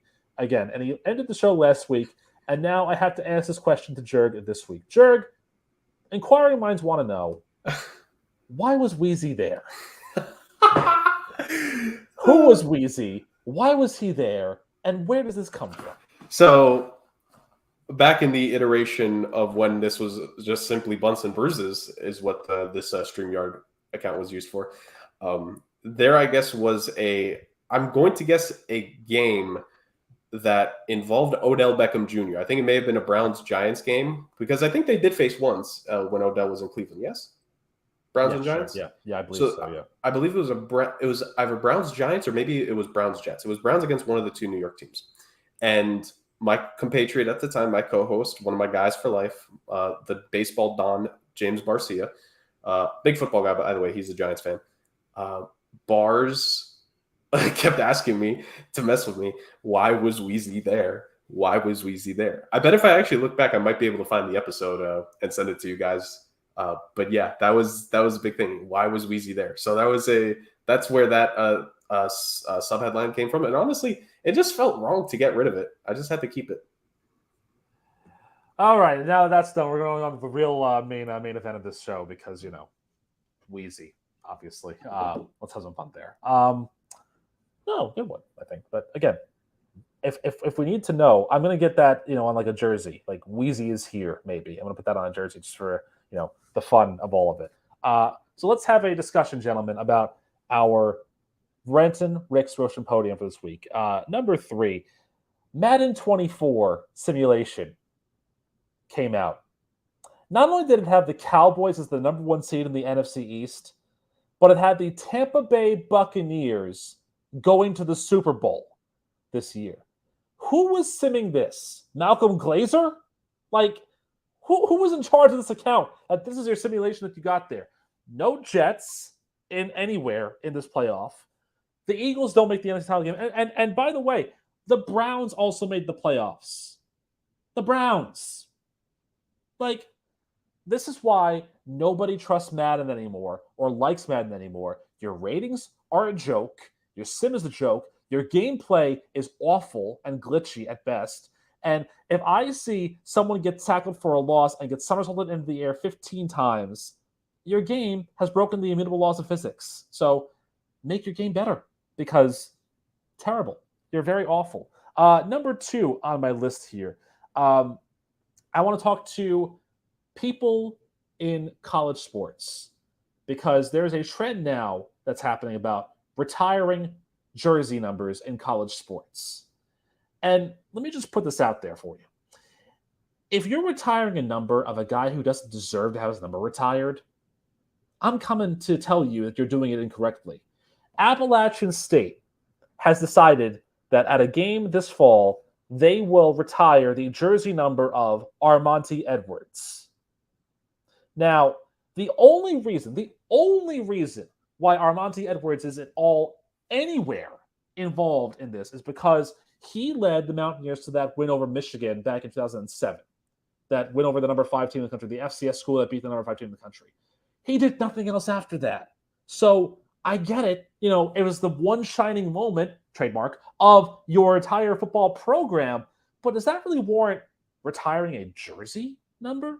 I mean, look, all 3 of us are Queens College Athletics Hall of Famers, but do we really warrant getting that? No, I don't think we did, but we got it anyway. So good on you. But, you know, still, like, if you don't deserve it, don't waste our time with any of this. I think it's very simple that you do that. And now, number 1, this is something that's more personal for me, and I have a real personal gripe with this. And it's not something that, you know, maybe you don't understand it, but that's okay. I have a personal gripe with my own body and my own personal problem at the moment. Thank you. Yes. Motion sickness and boat sickness. Why is this a thing? Like, why is it a thing that I basically have to drive the car all the time? Because if I'm sitting in the passenger seat, I get sick. Why is it that I have to take Dramamine all the time to go on a boat in the ocean? Because if I don't, I'll get violently ill. Why is it that I have to take Dramamine to get on a plane to fly places? Otherwise, I'll get violently ill. Why is this a thing? Weak bloodline. Skill issue. Wow. Fully skill issue. Wow. Jesus. I mean, no, but like it's not just me that has it though. You know, it's like it's a common thing that a lot of other people have. But skill issue to all them too. Well, skill may be fine, but I mean, like it's so weird that it affects certain people and not others. Is kind of my point. You know, I used to be a guy who couldn't do roller coasters because of the similar thing, and I can just certain ones. Like, I'll give you a perfect example. Disney, the dinosaur ride. So if you know anything about like the rides, the roller coasters, yeah, exactly. It does that little gyration and the little craziness. That was not a fun ride to go on, and that was like 6 years ago that I went on it with my then girlfriend, now fiance, then wife. So we went through the whole progression. Dinosaur didn't kill a relationship, but there you go. It's just more of a matter of like, why does this affect certain people and not others? Aside from the reasons that you two are peddling, which are just you guys being jerks, but regardless, like, why is this a thing? Why can't more people just enjoy more things in their life because of motion sickness, boat sickness, even social anxiety? It hurts. There are good people in the world who can't do certain things because of all of this, the vertigo, all of this. Why is this a thing? Like, I don't know. To me, I just have a problem with it, and I wish that it would all go away completely, because it would just make the world a better place if I could, not have to worry about somebody else driving the car while I'm in the passenger seat. Because I want to be the shotgun sometimes that as the wingman that plays the radio. Like, why can't I be that guy? I have to drive everywhere. Issue for me. But neither here nor there. That concludes this rant podium, which Duncan sucked in because they weren't involved in, obviously. So there you go. That concludes our divisional breakdowns, and it concludes episode 71 of the show. Jerk, last week I said this. I don't want to host this anymore. So could you come back fully next week and do this whole thing again, please? Yes, I will. I will be back next week, ladies and gentlemen, to lead the reprieve, because clearly having to drive this thing, Rick is getting motion sickness with the show. So I will be back next week to lead us into the future. It is the final episode before the 2023 National Football League season begins. And we, like Rick had mentioned just moments ago, will give you our full playoff predictions, our full thoughts 1 through 7 in the AFC, in the NFC, the best of the best. Who will make it at the end? We will decide, or give you our scuff thoughts on that. And also give you our very first prediction in what will be a fantastic, fabulous, supercalifragilisticexpialidocious, whatever, version of the 2023 Sports Agents of Chaos Pick Challenge. Join us for the ride, because, ladies and gentlemen, you won't get motion sickness if you join us from day one to the end. Thank you so much for joining us on this week's edition of the Sports Agents of Chaos podcast, and we will see you guys next week. I feel really bad telling you